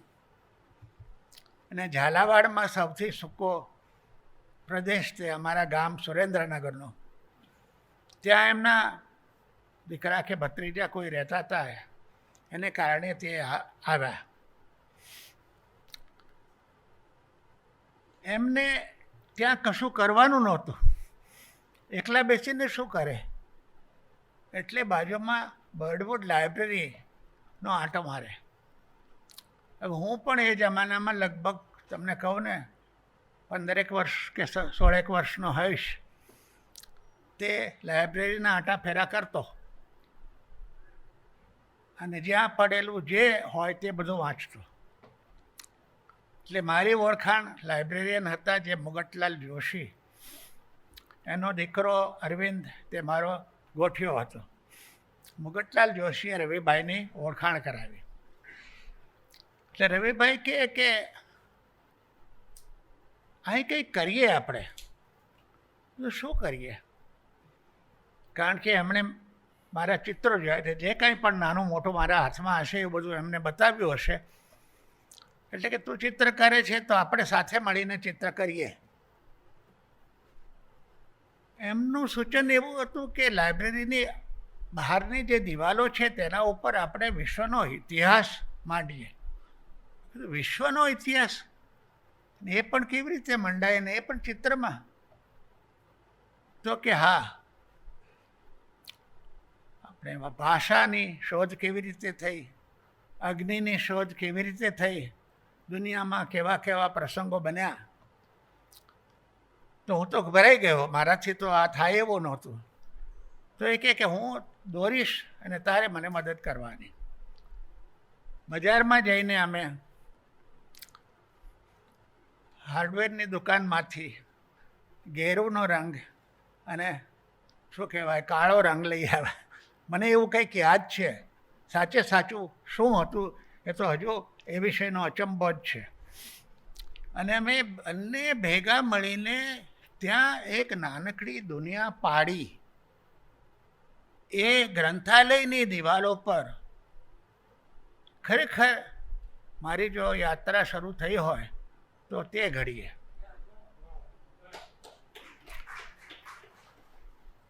એ જો ધન્ય ઘડી હોય તો આજની ધન્ય ઘડી સાથે એનો મેળ ખાય છે. કારણ કે મને કંઈ ખબર નહોતી કે હું શું કરવાનો હતો, પણ એમણે આંગળી ચીંધી અને કદાચ જો આપણે વ્યાપક અર્થમાં જોઈએ તો દુનિયા ખોલી આપી. માત્ર દુનિયાનો નકશો નહીં, પણ દુનિયાની અંદર પ્રવેશવાનું ચીંધ્યું. પછી કે તું કેવી રીતે તારે ભણવું જોઈએ આગળ. તો મેં કહ્યું ભણવા માટે મારે મા બાપની પરવાનગી લેવી પડશે, પણ એ લોકો આર્થિક રીતે સદ્ધર નથી. તો રવિભાઈ કે શું થયું, સૌરાષ્ટ્ર સરકારની 50 રૂપિયાની શિષ્યવૃત્તિ મળે છે, એના માટે ભલામણ પત્ર અહીં જ લખી આપું છું, અને તું વડોદરા જા, ત્યાંના ડીન માર્કન ભટ્ટ મારા પરિચિત છે અને એમને પણ લખી આપીશ. એટલે મેં કીધું બહુ જ સરસ. એટલે મેં ઘરે જઈને વાત કરી. મારા પિતાજી બહુ ખુશ થયા અને એ હજુ 1-2 વર્ષની વાર હતી. એમણે કહ્યું કે તારે મને કાગળ લખવા, કંઈ પણ લાગે તો કાગળ લખવા, પણ શરત મારી 2. એક તો એ કે જવાબી પત્તું લખવાનું, એકલું પત્તું નહીં. બીજું કે દરેક પત્તાની અંદર એક નાનકડો સ્કેચ હોવો જોઈએ. જો સ્કેચ ન હોય તો હું જવાબ નહીં આપું. એટલે આપણે તો લાગી પડ્યા. પરંતુ કોઈક એવો પ્રસંગ આવ્યો હશે કે જ્યારે હું સાવ હતાશ થઈ ગયો હતો. આ મારી પાસે બચેલા જે એમના 18 પત્રો છે એની વાત કરું છું. એમાં એ કહે છે કે હતાશ થવાની શી જરૂર છે. આ ફલાણો છોકરો હતો, એ પિયુનનો દીકરો, આજે એ ન્યાયાધીશ તરીકે છે. આ ફલાણાનો દીકરો આ હતો અને અત્યારે સરકારી હોદ્દા પર બેઠેલો છે. તમારામાં તો તે જ છે.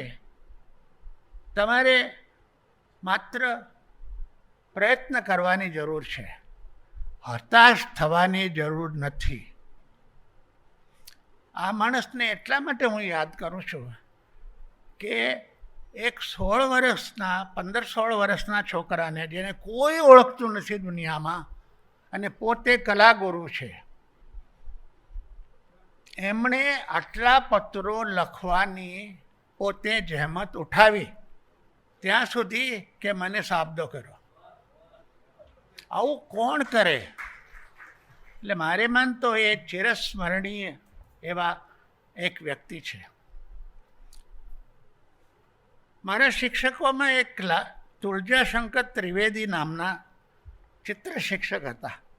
વઢવાણમાં રહેતા અને મારા કે નાનકડા મોટા જે કંઈ પણ મેં કરવું હોય દઈને દેખાડું તો એમણે કહ્યું કે મારે ઘરે ચાલ. વઢવાણમાં એમણે અને પાછા રવિશંકર રાવળ ત્યાં આવે છે કે એ રવિશંકર રાવળની ચિત્રશાળામાં ભણેલા. એટલે એમના ચિત્રો મેં પહેલાં જોયા. એક થોર્નલી નામના અમારા ભૂગોળના શિક્ષક હતા, એ મને લઈ ગયા ઘેર. એ એંગ્લો ઇન્ડિયન હતા અને એમની પાસે બ્રિટિશ જમાનાનું એક વોટર કલર હતું, એ પણ દેખાડ્યું. કદાચ મારા ઘરમાં મારા મોટા ભાઈ કશુંક નાનું મોટું કરતા હોય તો એ પણ મને બહુ સ્મરણ નથી. પણ આ જેને કહીએ ને કે તદ્દન શૂન્યાવકાશની જે પરિસ્થિતિ હતી, એ અમારું દેશ દુનિયામાં પંકાય સૂકા ગામ તરીકે એવું, અને દેશ દુનિયામાં પંકાય એવી કહેવાતી નદી ભોગાવો, ત્યાંથી મારે નીકળવાનો જે આ પ્રસંગ આવ્યો એમાં આ બધા જવાબદાર છે.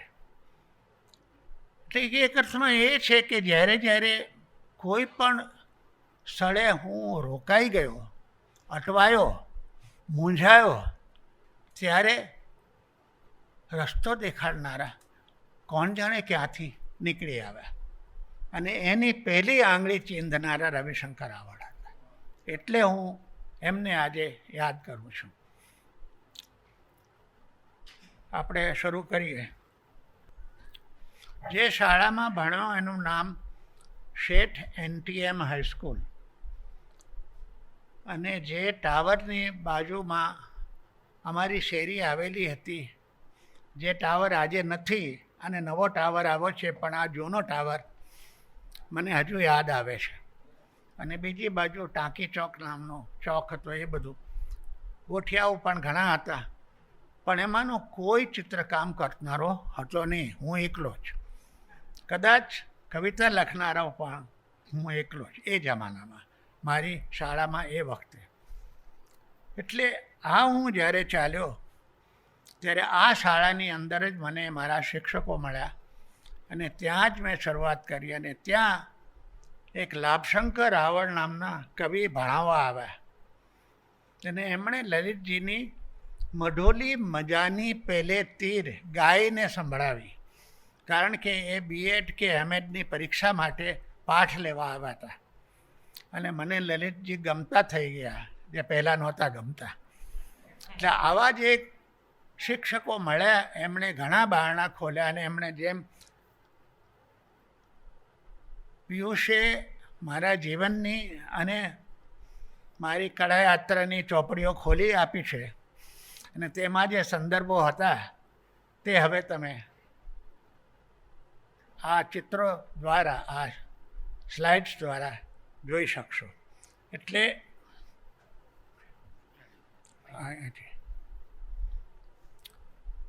લાભશંકર રાવળે કહ્યું કે આપણે કવિતા તો લખીએ તે એક બાજુ, પણ આપણે એક પ્રકાશન કરીએ. પ્રકાશન એટલે હસ્તલિખિત.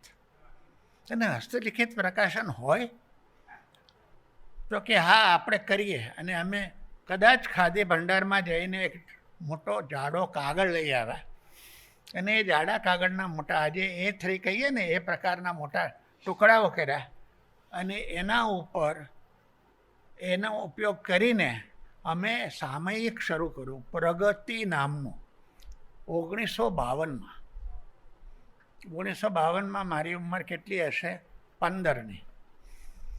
એ કે તારે આ બધા મથાળા ચિતરવાના. આ મથાળા બધા મેં ચિત્ર્યા છે, અને એક શરૂઆતનું જે મુખચિત્ર હોય એ પણ તારે ચિતરવાનું. અને પછી એમણે મને એમ કહેલું કે તારે ચિત્ર વાર્તા પણ દોરવાની. એટલે એ પણ કર્યું. આ હું જે દેખાડું છે એમાં સૌથી પહેલાં અંકનું ચિત્ર આ એવું નથી, આની એ સ્લાઇડ મારી પાસે નથી, પણ એમાં એક કપાયેલું દેખાય છે. એટલે મને એવું કહેવાનું મન થાય છે કે ત્યારથી મારા ચિત્રો કદાચ લોકોને ગમવા માંડતા, એટલે કોઈક ફાડીને લઈ ગયું હતું. એટલે મારું સૌથી પહેલું ચિત્ર કોઈક ઉપાડીને લઈ ગયું. એટલે આ જે છે તે પ્રગતિ, અને આ બાજુમાં જે આપણે જોઈએ છીએ તે પ્રગતિના અંકની અંદર મેં દોરેલી ચિત્ર વાર્તા. પછી કે વડોદરા જવાનું. વડોદરા એટલે મારે મન બહુ મોટું શહેર, કારણ કે મેં રાજકોટ પણ જોયું નહોતું. મારે મન તો સુરેન્દ્રનગર કે ધ્રાંગધ્રા કે હળવદ કે એવા ગામ ખરા, પણ એ સિવાય કોઈ મોટું ગામ. એટલે આ હું પહોંચ્યો ત્યાં. પણ એની વાત એવી છે કે જ્યારે હું નીકળવા માંગતો હતો ત્યારે મારા મનમાં જરા અવડવ હતી કે હું વડોદરા જઈશ કેવી રીતે. ગાડીમાં તો જવાય. એટલે મેં મારા પેલા ગોઠિયા અરવિંદ લાઇબ્રેરીનો દીકરો હતો, એને સાબદો કર્યો કે તું મારી સાથે હોય કે હું તમને અમદાવાદ સુધી આવીશ, પછી તારે ચાલ્યા જાવ, તારું ફોડી લેવાનું. અમદાવાદ ગયા તે એમણે રવિભાઈએ કહેલું કે મારા ઘેર આવજો. મિત્ર મંડળ સોસાયટી, કઈ સોસાયટી જ્યાં એ રહે? અને હા, બ્રાહ્મણ મિત્ર મંડળ સોસાયટી. ત્યાં અમે પહોંચ્યા, એમણે જમાડ્યા. અને પછી કે હવે વડોદરા તું જવાનો છો તો ક્યાં રહેવાનો? કદાચ મારા ભાઈએ કોઈક સરનામું આપ્યું હતું, પણ મારા મનમાં મેં નક્કી કરેલું કે મારે કોઈ કૌટુંબી જોડે રહેવું નથી. હવે એ કેવી રીતે નક્કી કર્યું એનો આજે અચંભો છે કે એવું નક્કી તો મેં જ કરી નાખેલું. એટલે રવિભાઈ કહે કે તો પછી એમ કર, હું તને એક કાગળ લખી આપું છું, બીજો ભલામણ પત્ર. એ પત્ર લખેલો એક તસવીરકાર, જેમની દુકાન હતી ફોટોગ્રાફીની, એનું નામ રામ વ્યાસ. અને આ જે ટાવર દેખાય છે ને, એ ટાવરની બાજુનું એક મકાન હતું, એના ઉપલા માળે રહેતા હતા. તો મેં જઈને સીધો કાગળ ધર્યો. રામ વ્યાસ મને જોઈને બોલ્યા કે જો, મારો ડાર્ક રૂમ રાતે ખાલી હોય, પણ દિવસે તારે ખાલી કરી નાખવાનો. તારે રહેવું હોય તો રાતે અહીં રોકાજે. એટલે ખરેખર મારું જીવન, ચિત્ર જીવન શરૂ કરવામાં આ ડાર્ક રૂમ આવ્યો છે. એ ડાર્ક રૂમમાં રહીને 3 દિવસ મેં ફેકલ્ટી ઓફ ફાઇન આર્ટ્સની અંદર મારા એન્ટ્રન્સના ટેસ્ટ આપ્યા. અને ત્યાંથી જ્યારે મારું ડાર્ક રૂમ શું કહેવાય ચાલી ગયો મારા જીવનમાંથી, અને ત્યારથી એક નવી મજલ શરૂ થઈ, જેને હું મારી એક શું કહેવાય મારી મજલનો એક બીજો અવતાર જ ગણું છું. કારણ કે જાણે કે આપણે ફરીથી જન્મ્યા હોઈએ તેવું. એટલે આ વડોદરા શહેર, અને વડોદરા શહેરની સાથે મારી સાથે જે બધું આવ્યું તે આટલા બધા લોકો ત્યાં, બધા ચિત્રકારો, બધા શિલ્પીઓ, બધા કોઈ ગ્રાફિક પ્રિન્ટ બનાવે, બધા. એટલે આખો સંસાર જાણે કળાનો સંસાર.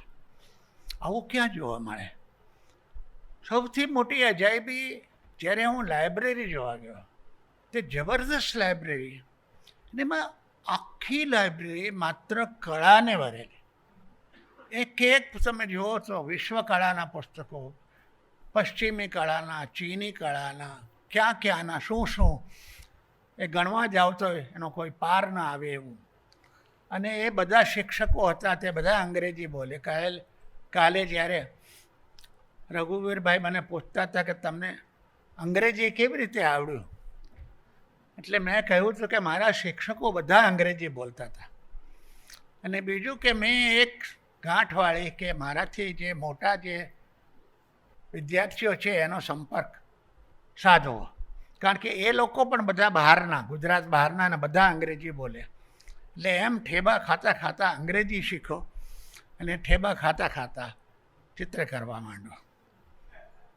આ બધા ચિત્રો છે. પહેલું સૌથી ઉપરનો જ ફોટો છે તે ફેકલ્ટી ઓફ ફાઇન આર્ટ્સનું જૂનું મકાન, અને એનો એક બીજો સંદર્ભ એ છે કે ત્યાં રમણલાલ વસંતલાલ દેસાઈ રહેતા હતા એક જમાનામાં. એટલે સાહિત્યનો સંપર્ક પણ એની જોડે અમુક રીતે જોડાઈ જાય છે. બાજુમાં પેલું નવું મકાન છે, નીચે આ બધા શિક્ષકો અને વિદ્યાર્થીઓને અમે બધા. કામ કેવી રીતે કરવું? 4 વર્ષ તો મજૂરી કરી અને ખૂબ ચિત્રો કર્યા. એટલે કે જેને અમે અંગ્રેજીમાં લાઈફ સ્ટડી કહીએ કે વોટર કલર કહીએ, ઓઇલમાં કરીએ એટલે કે ક્રેયોનમાં કરીએ કે ચારકોલમાં, એવું બધું ખરું બધી. એટલે એ બધું શીખ્યા પછી અમારા શિક્ષકો કહેતા કે તમારે તમારું પોતાનું કશુંક શોધવું પડશે. અમે તમને બધું દેખાડશું, દુનિયાના ઉત્તમ ચિત્રો દેખાડશું, દુનિયામાં ઉત્તમ ચિત્રકારોની વાત કરશું, ઘણું બધું કહેશું, પણ તમારે જે ખોળવાનું છે એ તો તમે જ ખોળશો, અને એ માટે અમે જવાબદાર નથી. એટલે ચિત્રકાર બનવું હોય તો શું કરવું એની કોઈ, જેને કહેવાય ને કે આજુબાજુની કોઈ એંધાણી નહોતી. અને એ દિવસોમાં હું જ્યારે 1960ના ગાળાની વાત કરું છું, લગભગ જેને કંઈ ગાંઠ પણ કહીએ ને એવું ગાંઠ પણ મને વળગ્યું કે દિવસ ને રાત. અને અમારી જે સંસ્થા હતી ત્યાં એ દરેક સ્ટુડિયો 24 કલાક ખુલ્લા રહેતા હતા. ત્યાં કોઈ તમને બહાર હાંકી કાઢતું નહોતું. ત્યાંથી જે પણ હાથમાં આવ્યું, કાગળથી માંડીને પછી કેનવાસથી માંડીને જે રંગો મળ્યા તે બધું લઈને, જે એ 2 વર્ષ જે અત્યંત સંઘર્ષમય એવો સમય હતો, જેમાંથી કંઈક નીપજ્યું તે આ છે. સૌથી પહેલાં મેં ઘોડો દોર્યો. એટલે કોઈકને એમ લાગશે, ને મને પણ લાગતું હતું કે હુસેન નામના બધા કલાકાર છે જેમણે ઘોડા દોરેલા છે, પણ એમના ઘોડા તે શું કહેવાય સમયથી પર એવા બધા બહુ જ પાવરફુલ. જ્યારે મારો ઘોડો આવ્યો તે કોઈક બીજી જગ્યાએથી આવ્યો.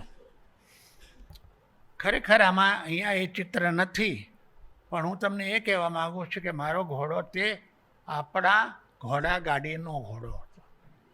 અને ઘોડાગાડીનો ઘોડો મેં અનેક વાર ચિત્રો, અને ઘોડાગાડી પણ ચિતરી. અને પછી એક ચિત્રમાં એ ઘોડો એ ગાડીને ઠેબુ મારીને નીકળી જતો હોય એવું પણ એક ચિત્ર કર્યું. અને પછી એ આ તમે શું કહીએ તે વનરાવનમાં ભટકતો એવો એક પ્રાણી, કદાચ હું પણ એ જ હતો ને. હું પણ એવા જ અંધારામાં ભટકતો હતો, હું પણ કોઈક કશું ખોળતો હતો. અને એવી જ રીતે આ મારી જે શરૂઆત થઈ તે છે. પછીના 3 વર્ષ ગાળ્યા અને મને નવાઈની વાત તે લાગશે કે ઇંગ્લેન્ડ જવાની શિષ્યવૃત્તિ મળી. સૌથી પહેલાં સૌરાષ્ટ્ર સરકારની રવિશંકર રાવળની ભલામણે મળી, જે કોઈક વાર આવતી ને કોઈક વાર નહોતી આવતી, પણ એ મળી. ને ત્યારબાદ મારે ઇંગ્લેન્ડ જવાનું છું. હવે એ ઇંગ્લેન્ડમાં મેં શું કરું તે મારા મિત્રોને ભેગા કરી એમના ફોટોગ્રાફ લઈ અને મેં કોલાજ કરવા માંડ્યા. એમાં એ આ રોયલ કોલેજ ઓફ આર્ટ નામની સંસ્થા જે હતી લંડનમાં, ત્યાં કરેલા કેટલાક ચિત્રો આમાં દેખાય. પણ મને જાણવું હતું કે મારે ખરેખર ઉત્તમ ચિતરવું હોય તો શું કરવું. એક તો દાખલો મારી સમક્ષ હતો કે ઉત્તમ જે દુનિયામાં થયું છે તે જોવું, અને એ જોવા માટે રખડપટ્ટી કરવાની મારી તૈયારી હતી. સ્કોલરશિપના પૈસા બહુ એટલા નહોતા કે જેથી મારે બધી જગ્યાએ ટ્રેનમાં કે બસમાં હું જઈશું. એટલે તે જમાનામાં હિચ હાઇક કરતા લોકો, હું પણ કરવા માંડ્યો. હિચ હાઇક એટલે ગામની બહાર ઊભા રહીને રસ્તે આમ આંગળી દેખાડવાની કે મારે આ બાજુ જવાનું છે, અને જે ગાડીઓ આવતી હોય તે મને કોઈકને એમ લાગે કે આ છોકરા છોકરીને મારે લઈ લેવા જોઈએ. એવી રીતે મેં આખું ઇટલી મિલાનથી માંડીને નેપલ્સ લગી જોયું. એ છેક જેમ આપણે કહીએ ને કે ઉત્તરથી માંડીને દક્ષિણ લગી. અને તે જે ચિત્રો જોયા એમાં અમુક જે મને ખૂબ ગમ્યા તે સિએના નામનું એક ગામ છે, જેનો અહીંયા હું દેખાડું છું. તે આ એનું ચિત્ર, આ તસવીર છે, અને એનો એક મોટો ટાવર છે. કોણ જાણે કેમ ટાવર તો મારી પાછળ પાછળ પડ્યા કરે છે. સુરેન્દ્રનગરથી માંડીને વડોદરાથી માંડીને અહીં પણ ટાવર છે, પણ એ ટાવરનો પડછાયો પડે છે, તમે જુઓ. એની સામે પેલા છીપલા જેવો મોટો વિશાળ એવો શું કહેવાય એને પિયાત્સા કહે છે ઇટાલિયનમાં, એટલે એવો સ્ક્વેર છે. એના ઉપર જાણે કે ઘડિયાળનો કાંટો ફરતો હોય એવો પડછાયો આ ટાવરનો પડે છે. પણ એ શહેરની અંદર 14મી શતાબ્દીમાં એ એક પ્રકારની નવી રાજ્ય વ્યવસ્થા હતી. એમાં 9 જણને પ્રજા ચૂંટી કાઢતી. એ 9 જણા બધો કારભાર ચલાવતા. એટલે આપણે ડેમોક્રેસીની વાત કરીએ છીએ, લોકશાહીની, પણ આવો એક અખતરો ઇટલીમાં 14મી શતાબ્દીમાં થયો. અને ત્યાં એ લોકોએ જે મહેલ બાંધ્યો એ મહેલનું નામ આપ્યું પાલાત્સો પુબ્લિકો, એટલે ખરેખર તો પબ્લિકનો મહેલ, પ્રજાનો મહેલ. એ પ્રજાના મહેલની અંદર કલાકારોએ ચિત્રો દોર્યા. એમાં એક જે ચિત્ર જે મને બહુ જ સ્પર્શી ગયું ને હજુ સુધી સ્પર્શે છે તે આમ્બ્રોઝિયો લોરેન્ઝેત્તી નામના એક કલાકાર હતા. એમણે સારી સરકારના સુફળ અને ખરાબ સરકારના કુફળ, આવા 2 ચિત્રો. આ સારી સરકારવાળું છે, અને આ ચિત્ર લગભગ 30-40 ફૂટ તમે ચાલીને જુઓ એવું છે. એ ચિત્ર જોવા માટે તમારે ચાલવું જ પડે, કારણ કે એક જગ્યાથી જોઈ શકાય એવું નથી. અને ખરેખર જેમ જેમ ચાલતા જાઓ તેમ ગલીઓ પણ ઉઘડતી જાય અને શહેર તમારી સામે પ્રગટ થાય. એટલે આ આમ્બ્રોઝિયો લોરેન્ઝેત્તી તે મારા શું કહેવાય એમણે કંઈક ચિંતામણ કર્યું અને હું આગળ ચાલ્યો. બીજા એ જ સમયના કલાકારનું નામ સાસેટ્ટા. એ સાસેટ્ટાએ ઘણા ચિત્રો કર્યા છે. એમાં સંત ફ્રાન્સિસના અનેક ચિત્રો છે. ને આ ચિત્રમાં સૌથી પહેલાં જ્યારે સંત પોતાની શું કહેવાય કિશોર વયે બધું ત્યજીને, સંસાર ત્યજીને જ્યારે ઈસુને શરણે જવા તૈયાર થાય છે તેનું ચિત્ર છે. એ જે બાળક છે વચમાં જમણી બાજુએ, જેને પેલા પાદરીઓની વચ્ચે છે તે, અને ડાબી બાજુ એ બાળકના માતા પિતા છે, જેને એ હજુ બાળકને પાછો ખેંચી લેવા માટે એ લોકો હજુ આતુર છે અને એવો પ્રયત્ન પણ કરે છે. હવે આવું ચિત્ર કરનાર પણ આ ચિત્ર તમે જોશો તો એની અંદર કાળા ધોળાનો ભેદ નથી, રંગના આવર્તનો જ છે, અને બધું રંગમાં બને છે. લાલ રંગનું આખું જાણે કે પરિવેશ, અને એની અંદર આ લાલ રંગના કપડાવાળા, અને એ કલાકારનું કામ પણ મને એટલું જ ગમ્યું. પણ પછી મને થયું કે આપણા દેશની કળા વિશે જાણવું હોય, મારે શીખવું હોય તો શું કરવું. એ વખતે જ્યારે હું ઇંગ્લેન્ડમાં હતો ત્યારે ત્યાં વિક્ટોરિયા અને આલ્બર્ટ મ્યુઝિયમની મેં કદાચ વાત કરી હશે પહેલાં, પણ ત્યાં મારા એક એવા બહુ જ સંનિષ્ઠ એવા આર્ટ હિસ્ટોરિયન હતા, રોબર્ટ સ્કેલ્ટન, એમનો પરિચય થયો હતો. ને એમના દ્વારા મેં ત્યાં આપણી કળાના અનેક નમૂનાઓ જોયા. એમાંથી અમુક નમૂના પર જે મારી નજર સ્થિર થઈ તે ચિત્રો હતા મુગલ સમયમાં અકબરના પ્રારંભકાળના 15 વર્ષમાં થયેલા હમઝાનામાના ચિત્રો. અને એ ચિત્રો જોઈને હું એટલો બધો પ્રભાવિત થયો કે મને લાગ્યું કે આપણે કાંઈક આવું કોઈક વાર કરવું પડશે. જ્યારે હું ફર્યો અને રાજસ્થાનના ચિત્રો જોયા મેં, તો મેં જોયું કે એ બધા રંગોથી પરિપ્લાવિત છે. એમાં રંગથી જ આખી દુનિયા ઉઘડે છે, જુદા જુદા રંગો. પણ આ રંગો એક અર્થમાં કહું તો પેલા સ્પેક્ટ્રમના રંગો નથી, લાલ, પીળો ને વાદળી, એ નહીં. પણ આ લાલ હોય તો જાણે મરચાંનો લાલ હોય, જાણે કે પીળો હોય તો હળદરનો પીળો હોય. એટલે એની અંદર તમને એ રંગમાં એ સ્વાદનો પણ અનુભવ થાય. એવી એક પરંપરા, એ જાગૃત પરંપરા હતી, એનો મને આ ચિત્રો દ્વારા પરિચય થયો. એટલે આ એ બધા ચિત્રો છે જે રાજસ્થાની કળાના છે. પછી હું રખડતો વિચારતો રહ્યો કે મારે શું કરવું છે. મને યાદ છે કે હું ઝાંસી નામના પ્રદેશ, ગામ, શહેર છે, ત્યાં બસમાં જતો હતો મધ્યપ્રદેશની અંદર. ને મેં જોયું કે ઝડપથી જતી બસમાં ડોંગરાઓ અને ઝાડ એકબીજામાં ભળી જતા હતા. કોઈક વાર ડુંગરાઓ નાના થઈ જતા હતા અને ઝાડ મોટા થઈ જતા હતા. આવો અચંબો ફરી આવું જોવાથી થયો. અને મને થયું કે મારે જો કંઈક ચિતરવું હોય તો શું ચિતરવું? તો કે મારે આજ ન ચિતરવું. અને એ સમય હતો ભર બપોરનો. અને મને લાગે છે કે આપણા જીવનમાં ઉનાળો જેટલો વસેલો છે એવો કદાચ બીજે ક્યાંય વસેલો નહીં હોય. આપણે ઉનાળાથી ત્રાસ પણ ભોગવીએ, પણ આપણે તડકાનો સ્વાદ પણ લઈ શકીએ છીએ. અને આ બધું કરતાં જે ચિત્રો થયા તેમાંનું આ એક ચિત્ર છે. આ પણ એવું જ ચિત્ર છે કે જેની અંદર એ મને જે અચંબો થયો જોતા અને પછી મારી મેળે મેં જે કરવા માંડ્યું તે. આ પણ એમાંનું જ છે. પણ એમાં પહેલાં મારે જે જૂના ઘોડા કરતો હતો એ ઘોડા ફરી પાછા આવ્યા છે. પણ એની અંદર ઘર છે અને એ પીળું આકાશ છે. એ બધા ચિત્રોની અંદર આકાશનો રંગ પીળાશ પડતો કે પીળો છે.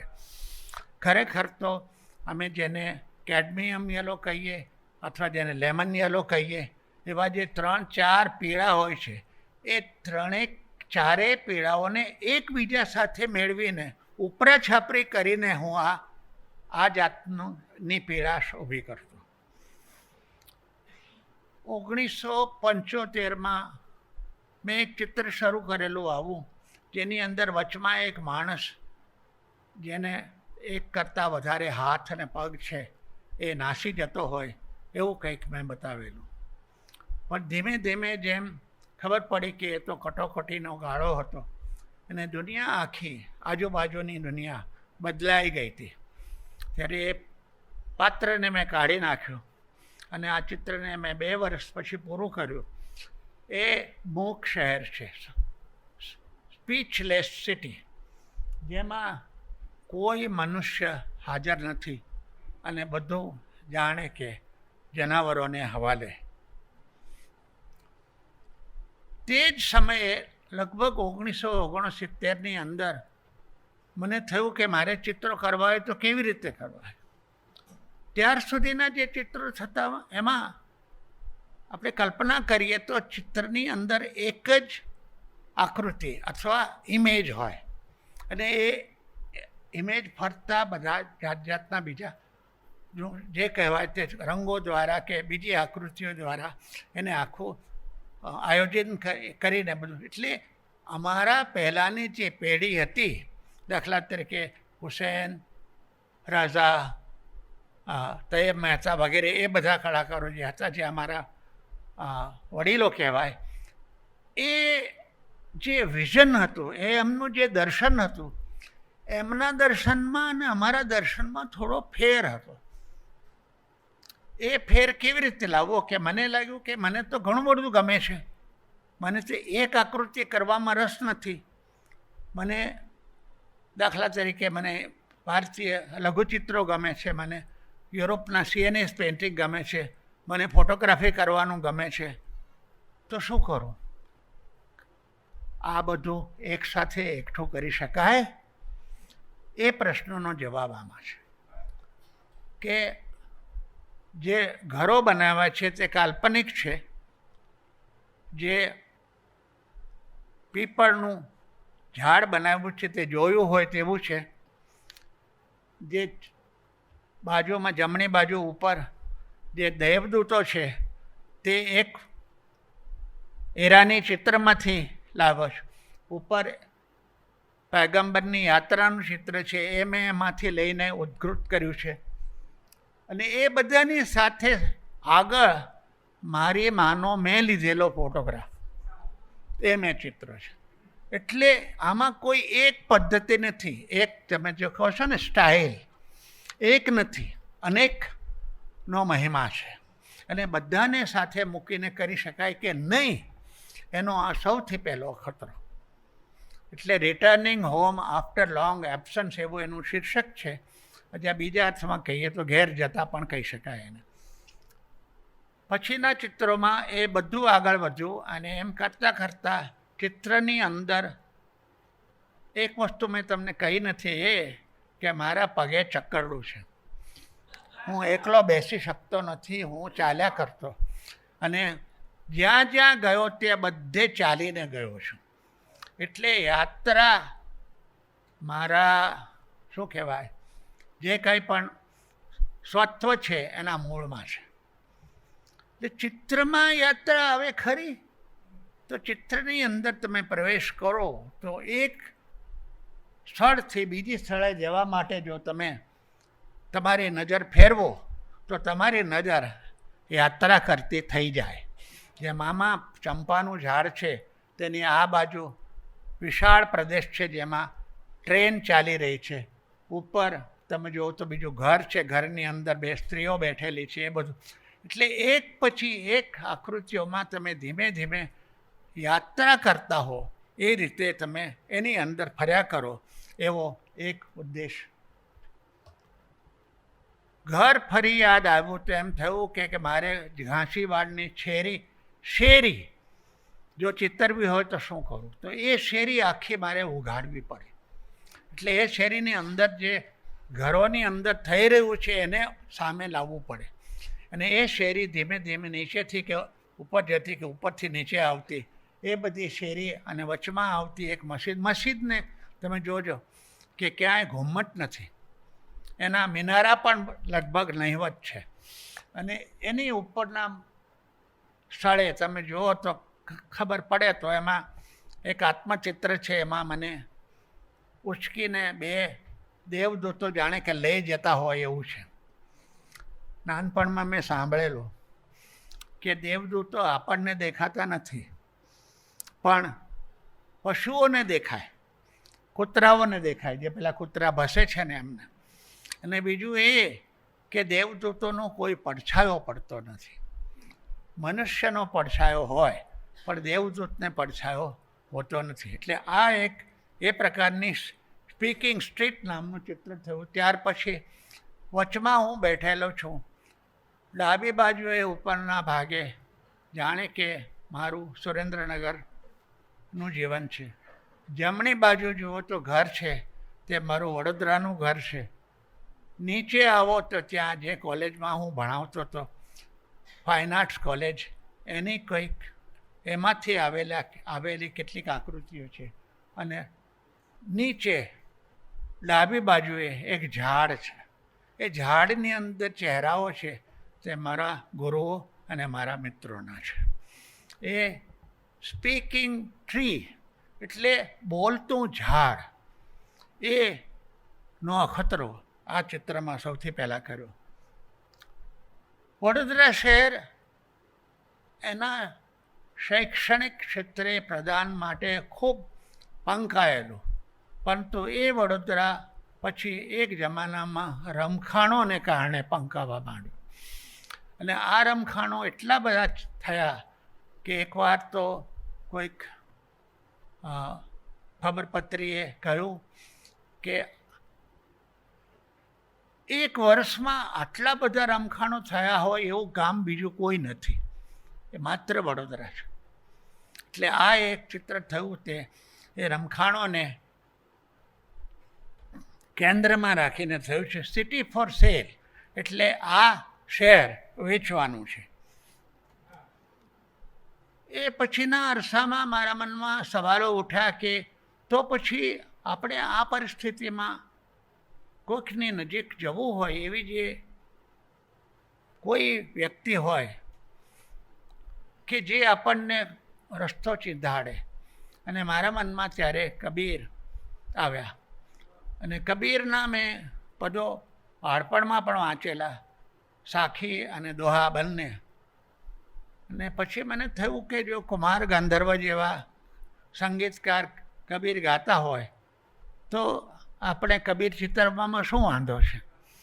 અને કબીરની સાખીઓ અને કબીરના દોહા લઈને મેં એક આખી શ્રેણી તૈયાર કરી, એમાંનું આ એક છે. નવાઈની વાત એ એટલે કે બીજો અચંબો એવો, તમને મેં વાત કરી અમૃજો લોરેન જેટ્ટીની અને સિએના શહેરમાં કરેલા એના પેલા ગુડ ગવર્મેન્ટ નામનું ચિત્રની જે મેં તમને દેખાડ્યું તે, કે મારે જો કોઈક એવી જગ્યાએ ચિત્ર કરવાનું આવે તો. અને નવાઈની વાત એ છે કે મધ્યપ્રદેશની સરકારે વિધાન ભવનની અંદર મને ચિત્ર કરવા માટે નોતરો. ચાર્લ્સ કોરિયા નામના એક ગજબના એવા સ્થપતિ હતા જેમણે એની ડિઝાઇન કરેલી, અને એમણે જાતે મને જગા બતાવી. અને મેં વિચાર્યું કે મારે ચિત્ર કરવું છે. અને તે વખતે મેં અનેક મારા વિદ્યાર્થીઓ અને બીજાનો સાથ લઈને લગભગ 6 મહિનામાં 31 ફૂટ ઊંચું અને 21 ફૂટ પહોળું એવું જે ચિત્ર 13 ભાગે કર્યું તે અમે કરી અને લગાડવા ગયા. તેનો આ ફોટોગ્રાફ છે. અને એ ચિત્ર આ છે. અને નીચે છે તે પેલા જે લેજિસ્લેટર્સ હોય ને એમને જવા માટેનો દરવાજો છે. દરવાજાની અંદર પણ અમુક જાતના ચિત્રો મૂક્યા છે. પછી મને થયું કે મારે જો આ મારી પ્રક્રિયા આગળ વધારવી હોય તો શું કરવું. તો એક વિચાર એવો આવ્યો, અને એવા મેં કેટલાક પુસ્તકો જોયેલા જેમાં બધું એક સાથે બધું, જેને કહેવાય ને અંગ્રેજીમાં એને એકોર્ડિયન ફોર્મેટ કહે છે, તે એકબીજા બધા પાના જોડાયેલા હોય એકબીજાની સાથે. એટલે મેં એક મારી પોતાની યાત્રા પોથી શરૂ કરી અને 10 વર્ષ લગી જ્યાં જ્યાં જાઉં ત્યાં યાત્રા પોથી લઈને એમાં કંઈ ચિત્ર પાડતો રહ્યો. એ આ યાત્રા પોથી છે. પછી કેટલાક મિત્રોએ અમને ઓળખાણ કરાવી કે તમારે જો કમ્પ્યુટર ટેકનોલોજી શીખવી હોય તો કલાકારોને માટે અમે લોકોએ એક વર્કશોપ, એક શિબિર રાખી છે. એ શિબિરમાં રહ્યો. અને ખરેખર તો એ જે ચલાવનાર હતા અમિત ગાંધી, તે મારા એક વડીલ ગુરુ ભોગીલાલ ગાંધીનો જ દીકરો અને એની પત્ની નંદિની, એ બંને ચલાવતા હતા. અને એમની પાસેથી આ હું શીખ્યો. અને ત્યારે મને થયું કે મારે ચિત્રો કરવા છે. મારે જેમ તમે સિટી ફોર સેલ જોયું છે, આખા શહેરનું ચિત્ર છે, પણ મારે શહેરના બદલે દુનિયાનું ચિત્ર કરવું હોય તો દુનિયાનું ચિત્ર કેવી રીતે થાય. એક જ રસ્તો છે કે દુનિયાનો નકશો. ક્યાંકથી જો દુનિયાનો ગોળાકાર નકશો મળે તો મારે એનો ઉપયોગ કરવો છે. અને મને એવો નકશો મળ્યો. એ એપ્સ્ટોફ માપામુંડી નામનું એક નકશો છે. માપામુંડી એટલે વર્લ્ડ મેપ. અને એ લઈને મેં એની અંદર ફેરફારો કરવા માંડ્યા કે એની બધી જે ક્ષિતિજો છે તે બદલી નાખી, એની અંદર જે વાડાઓ છે તે કાઢી નાખ્યા, અને દરેક દેશ પ્રદેશની વચ્ચે જે આડશો હતી તે કાઢી અને એની અંદર મેં મારી આકૃતિઓ મૂકી. એની અંદર રામ મારીચની પાછળ શિકાર માટે ભાગતા હોય એ છે. સંત ફ્રાન્સિસ છે તે પક્ષીઓ સાથે વાતો કરતા હતા તે છે. પછી મજનુ નામનું જે દુનિયામાં જેનો પંકાય છે એવો એક પ્રેમી જે પોતાની પ્રિયતમા લૈલાને મળવા માટે ઝૂરે છે એ.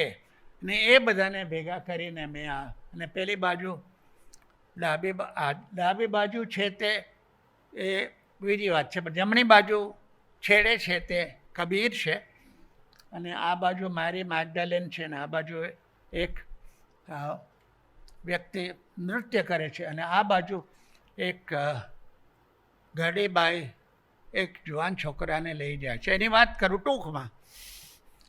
મજનુ વિશે એવું કહેવાય છે કે એ અને એની જે પ્રિયતમા હતી બંને જુદા જુદા શું કહેવાય કેમ્પ્સ અથવા જુદા જુદી એ લોકોના વાડા જુદા હતા અને એકબીજાના પ્રતિસ્પર્ધી હતા અથવા દુશ્મન હતા. હવે એની પાસે જવું કેવી રીતે?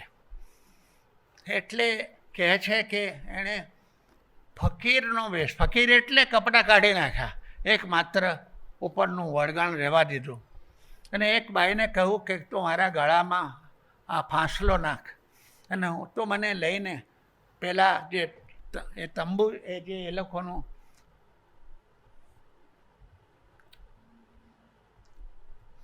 ત્યાં મને લઈ જા. એટલે કહેવાય છે કે એ ઘડીબાઈ ફકીર, અને ફકીરના માટે કોઈ વાડો હોતો નથી, એ તો કોઈ પણ જગ્યાએ બધું ઓળંગીને જઈ શકે. અને એ જ્યારે એ બાઈ એને મજનૂને લૈલાની સમક્ષ ઊભો કરે છે ત્યારે કહેવાય છે કે મજનુ ખરેખર ગાંડો થઈ ગયો. ખરેખર મજનૂનો અર્થ જ ગાંડો થાય છે, પાગલ. પણ સૂફી સંતો એવું કહે છે કે આમાં એક બીજો નિર્દેશ રહેલો છે કે અત્યાર સુધી મજનુ જે લૈલાને શોધતો હતો તે બધું શારીરિક હતું. ઈશ્કે હકીકી આપણા જીવનમાંથી આવ્યું, અને આ ઈશ્કે મજાજી એટલે જીવનમાં જે હતું તે પ્રકારનો પ્રેમ હતો. પણ એણે જ્યારે લૈલાને જોઈ ત્યારે જે ચમકારો થયો તે ઈશ્કે હકીકી એટલે સત્યનો જાણે કે એને સાક્ષાત્કાર થયો, એટલે દર્શન થયા, અથવા જેને ફારસીમાં દીદાર કહે છે, કે ખરેખર એવી અદ્ભુત વ્યક્તિ તમારી સામે આવી હોય અને તમે એનાથી ચકિત થઈને ઊભા રહ્યો. તો એટલે મને લાગ્યું કે એ મજનૂને મારે આની અંદર રજૂ કરવો છે. એટલે આ બીજું આ પણ આ વિશ્વનો નકશો છે, એને ફરીથી મેં ચિત્રો છે એ ડિજિટલ પદ્ધતિએ છાપીને એના ઉપર હાથે કામ કર્યું છે.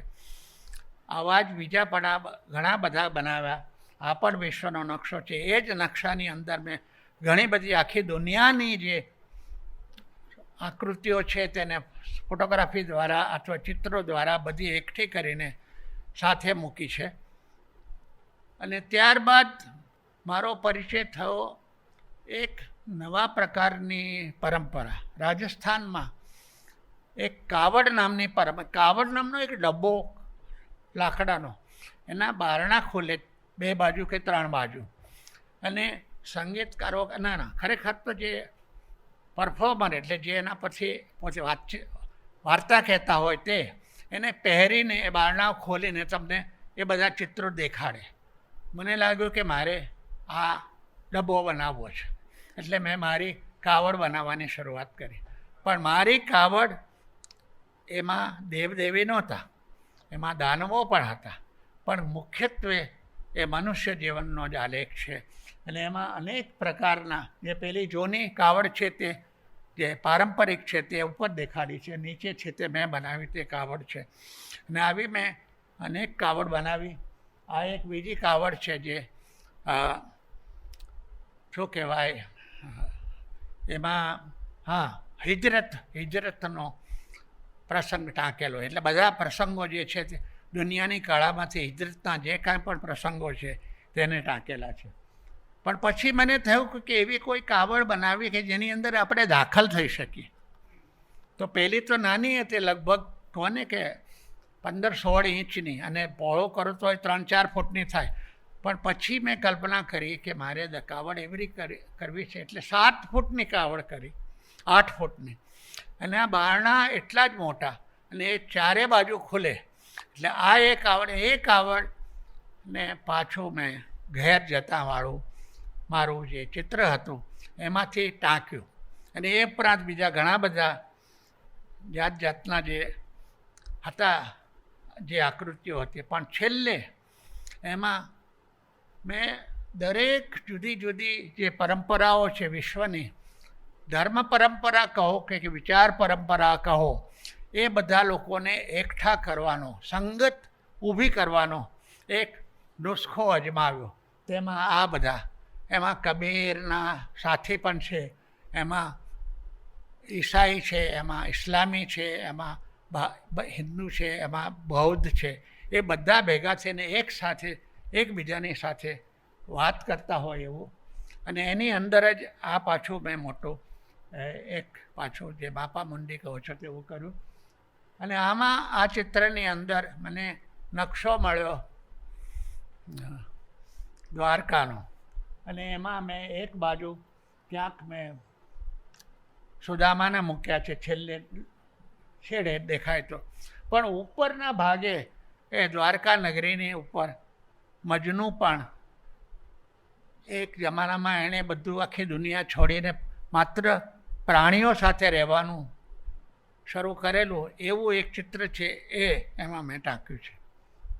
આ જે તમે જુઓ છો તે હમણાં જોયા તે આ બધા જેને અંગ્રેજીમાં લાઈફ સાઇઝ કહે છે ને, તે આપણા જેવડા છે બધા.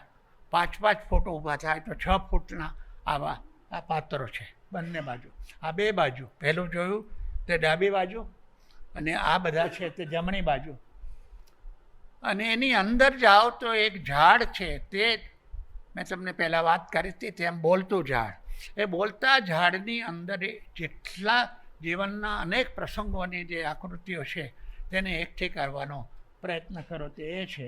અને નીચે માર્થા અને મેરી છે, કારણ કે આપણે એવી દુનિયામાં જીવીએ છીએ કે જ્યાં અત્યંત ભયંકર એવી વિષમતાઓનો આપણે સામનો કરવાનો આવે. ખરેખર તો આપણને આપણા દેશમાં તો હમણાં તો આપણે યુદ્ધ કરતાં કરતાં રહી ગયા, પણ દુનિયાના અનેક પ્રદેશોમાં અનેક પ્રકારના ઘર્ષણો અને યુદ્ધો ચાલી રહ્યા છે. એટલે માર્થા અને મેરી એટલા માટે મેં એની અંદર ટાંક્યા છે કે મેરી જ્યારે ઈસુનું વધસ્તંભ પરથી શરીર ઉતારતી હોય છે તે સમયનું ચિત્ર છે, અને માર્થા એની સાથે છે તે. અને બીજી બાજુ મને લાગ્યું કે મારે કંઈક મૂકવું હોય તો શું મૂકવું, મારા જીવનની જો વાત મૂકું તો મુકાય. આપણે ધારો કે ભવસાગરની વાત કરી શકાય તો એવો દરિયો હોય કે દરિયાની અંદર એવો એક વહાણ હોય, એ વહાણની અંદર જે બધા આકૃતિઓ જે આપણે મોટા સ્વરૂપે જોઈ છે, હમણાં જોઈ તે, એ બધી આકૃતિઓ એકઠી થઈ હોય તે વચમાં દેખાય. અને એની ઉપર જે તરતું એક ગામ છે એ જ મારું જન્મસ્થળ. એમના જ ફોટોગ્રાફ લઈને મેં આ બનાવ્યું તે.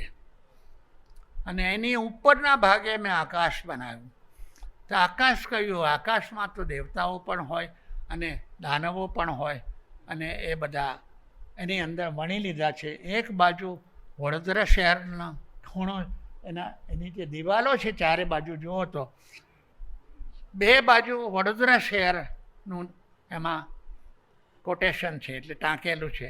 અને બે બાજુ સુરેન્દ્રનગરમાં જે એક તારાજ થઈ ગયેલી એક મિલ છે, એ મિલના ખંડેરો એની અંદર ટાંકેલા છે.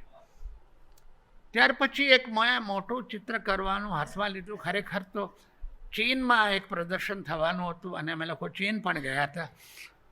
એટલે મને થયું કે મારે ચીન માટે ચિત્ર કરવું હોય તો શું કરવું પડે, એટલે મારે વડોદરા શહેરનું ચિત્ર કરવું હતું. એ વાત જુદી છે. મારે ગૂગલ અર્થનો ઉપયોગ કરીને મેં આપણું જે શહેર એટલે વડોદરા જેમાં અમે રહેતા હતા તે જોયું, અને મારો અચંબો 100 ગણો વધી ગયો. આ જ શહેર જે આ મને દેખાય છે તેની અંદર આપણે જો કમ્પ્યુટર પર જોતા હોઈએ અથવા અમે કમ્પ્યુટર પરથી મોટું પ્રોજેક્ટ કરીને જોતા ત્યારે લાગ્યું કે આ જ તો એ શહેર અમે અમુક રીતે આટલું મોટું બનાવ્યું છે.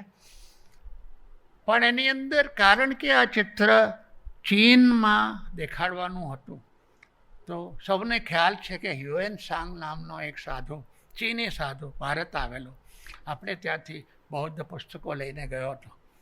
ને મને થયું કે એને હું અમારા ચિત્રમાં પાછો બોલાવું. કેવી રીતે બોલાવું, એનું કારણ શું હોય?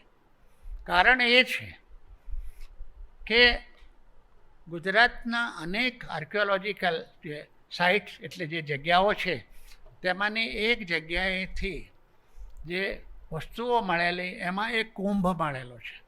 એ કુંભમાં બુદ્ધના અવશેષ છે અને એ કુંભ વડોદરાની MS યુનિવર્સિટીના એ જે આર્કિયોલોજી વિભાગ છે એની અંદર સંગ્રહાયેલો છે.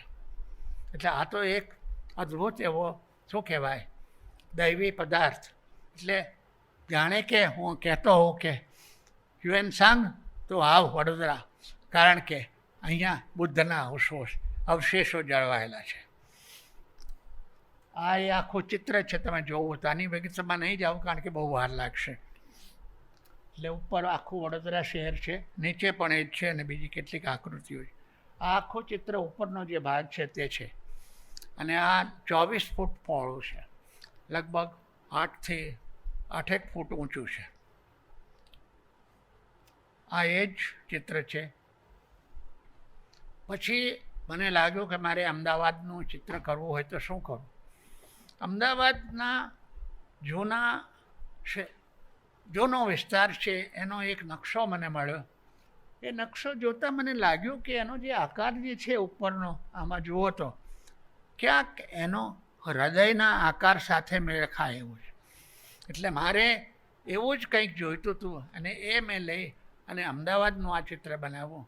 પણ મારી દૃષ્ટિએ એમાં ક્યાંક ને ક્યાંક મારે ગાંધી ને અંદર ક્યાંક ને ક્યાંક એમને ટાંકવાનો મારો પ્રયત્ન. એટલે મતલબ કે ગાંધી તો છે નહીં, ગાંધી છોડીને ચાલ્યા ગયા. એટલે જે ગાંધી જે મૂકી ગયા, એટલે જે એમની મૂડી હતી જીવનની, એક થાળી અને વાડકો, એક એમના ચશ્મા, એમના ચપ્પલ, આ જે વસ્તુ આવી 3-4 વસ્તુઓ હતી એ છેડે સાવ ત્યાં મૂકી છે. એટલે આખા શહેરની અંદર આ ગાંધી જે છોડી ગયા તે શહેર આ તમે જોઈ શકો એમ છો. પેલો ખાડીનો વાડકો છે, પછી ત્યાં જુઓ તો તમને ચશ્મા, ચપ્પલ છે, ચશ્મા છે અને બીજું પણ અને ઘડિયાળ છે. એક સમયમાં મારે જ્યારે કોચી નામની જગ્યા છે તે કોચીમાં એક મોટું પ્રદર્શન થાય છે, ત્યાં મારે ચિત્ર મૂકવાનું હતું. તે વખતે મેં વિચાર કર્યો કે મારે શું કરવું.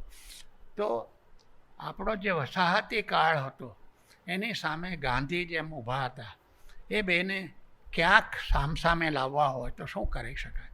તો વચમાં મેં દુનિયાનો નકશો મૂક્યો છે. ડાબી બાજુએ ગાંધી જ્યારે આફ્રિકાથી પરત ફર્યા તેનું એક ચિત્ર અબનિન્દ્રનાથ ઠાકોરે કરેલું, એ મેં એમાં ટાંક્યું છે, બેઠેલા છે તે. અને ત્યારે ટોપી પહેરતા અને સીવેલા કપડાં પણ પહેરતા. અને જમણી બાજુ છે તે વાસ્કો ડી ગામા છે. આ એનો વચલો ભાગ છે. પછી મને થયું કે મારે કંઈક જો શિલ્પ કરવા હોય પણ મારા કેટલાક મિત્રોને લઈને મેં શિલ્પ કરવાનો પણ પ્રયત્ન કર્યો. ને એમાં એક મને ચિત્ર મળેલું એ બજાણિયાનું હતું, એટલે એક્રોબેટ્સ. તે બધા એક્રોબેટ્સનું નાનું એક રાજસ્થાની ચિત્ર હતું. એ ઢબે મેં આપણા અને વિદેશના જે મોટા નેતાઓ છે એની મૂર્તિઓ બનાવી અને આવી રીતે બજાણિયાઓ જેમ ખેલ કરતા હોય તેવી રીતે સાથે મૂકી. આ બધા બજાણિયા છે. આ જી જિનપિંગ છે. ત્યારબાદ એક બીજું નોતરું આવ્યું કે મુંબઈમાં એક નવું એરપોર્ટ થવાનું છે અને એ માટે કંઈ કરી શકાય કે નહીં. એટલે મેં એ હાથમાં લીધું અને 72 ફૂટ લાંબુ એક ચિત્ર બનાવ્યું. ત્યાં એના ટ્રાવેલેટરની બાજુમાં મુકાયેલું છે. અને તમે આ જુઓ તો એ આખું ચિત્ર ડાબેથી શરૂ થઈ છેક 72, એટલે ખરેખર તો 72 પગલાં છે. તમે જો ચાલો તો એ 72 પગલામાં એ આખું સમાવિષ્ટ થઈ જાય છે. હમણાં કરેલા ચિત્રોની અંદર મને થયું કે મારે જો ખરેખર કંઈક આજના સમયને અનુરૂપ કંઈક ભેગું કરવું હોય તો શું? તો પેલો નકશો તો છે જ વચમાં, જે દુનિયાનો નકશો છે, પણ આજકાલ જે થઈ રહ્યું છે તે બધું એની અંદર સમાવેશ છે. એટલે શરણાર્થીઓ છે, યુદ્ધ છે, બીજું ઘણું બધું છે. પણ સાથે સાથે બે બાજુથી ને ડાબી બાજુએ સંત ફ્રાન્સિસ, એ જાણે કે કંઈક એની અંદર નાનકડી દખલ કરતા હોય એવા ઊભા કરે. એટલે આ પણ 5 ફૂટ 6 ફૂટવાળા આવા મનુષ્ય કદના આ પાત્રો છે. અને જમણી બાજુ છે તે કબીર. પણ આ કબીર જુદા છે. આ કબીરનું પાત્ર મેં વિનોદ વિહારી મુખર્જી નામના એક બંગાળી કલાકાર એમના હિન્દી ભવનમાં દોરેલા એક વિશાળ જે એક મ્યુરલ છે એમાંથી લીધું છે. એમને મને એ પ્રશ્ન થયેલો કે એમને જો કબીર દોરવો હોય તો કબીર કેવી રીતે દોરવો? એમને કોઈ જૂનું ચિત્ર જોવું નહોતું. એટલે એમને ખબર હતી કબીર તો વણકર હતા. તો એ તો વણકરવાસ પહોંચ્યા અને વણકરવાસમાં જે એમને જોયા જે વણકરોને, એમાંથી એમણે કબીરને વણકર તરીકે વણી નાખ્યા. તે કબીર તે મેં અહીં ટાંક્યા છે. આ એક બીજું ચિત્ર છે જેની અંદર જંગલ છે અને જંગલની અંદર મજનુએ પેલા જનાવરો સાથે ડેરો નાખ્યો છે. આ એક ચિત્ર છે જેની અંદર ઉપર યુક્રેનમાં જ આ યુદ્ધ ચાલી રહ્યું છે અને નીચે ગાઝાની અંદર અનેક લોકોની કબરો એકસાથે ચણાય છે. આમાં એક સૂતું એવું ઝાડ, તેનું એક ચિત્ર છે. અને પછી આ હમણાં કરેલું 21 ફૂટ પહોળું, 7 ફૂટ ઊંચું, એનું નામ છે કારવા, એટલે કાફલો. માત્ર એટલો જ વિચાર હતો મનમાં કે જેમ બધાને થતું હોય છે તેમ ધારો કે તમને પણ થાય કે મારે મારી આખી દુનિયાને ભેગી કરીને સમેટીને ક્યાંક લઈ જવી છે. તો શું કરો તમે? તમે કોઈક એવું વહાણ શોધી કાઢો કે જ્યાં તમારી આખી દુનિયા ભેગી થઈ શકે. તો આ એવું વહાણ છે. એ વહાણ મને ક્યાંથી મળ્યું? 18મી શતાબ્દીમાં નયનસુખ નામના પહાડી ચિત્રકાર એક ચિત્ર પાડેલું. એ ચિત્રની અંદર એણે તે સમયના રાજવી હતા એ પોતાનું આખું રાજ્ય એક હોડીમાં નાખીને લઈ જતા હોય એવું દર્શાવ્યું છે. મને લાગ્યું કે આ મારા માટે એક ઉત્તમ નમૂનો છે. એટલે મેં મારું પોતાનું વહાણ રચ્યું. એની અંદર જેટલા જેવા દેખાતા હતા તેવા એવા પાત્રો, આકૃતિઓ અને શું કહેવાય જનાવર, જંગલ, એ બધાને ભેગા કરીને જમણી બાજુએ મને જે મળ્યા તે બધા કલાકારોના ચહેરાઓને એકઠા કરીને, એક બાજુ જંગલ છે, બીજી બાજુ આ બધા કલાકારો છે. આપણા છે, દેશના છે, વિદેશના છે. એ બધા સામસામે એકબીજાની સમતોલન કરતા હોય એવું એક કારવાર છે. નમસ્કાર.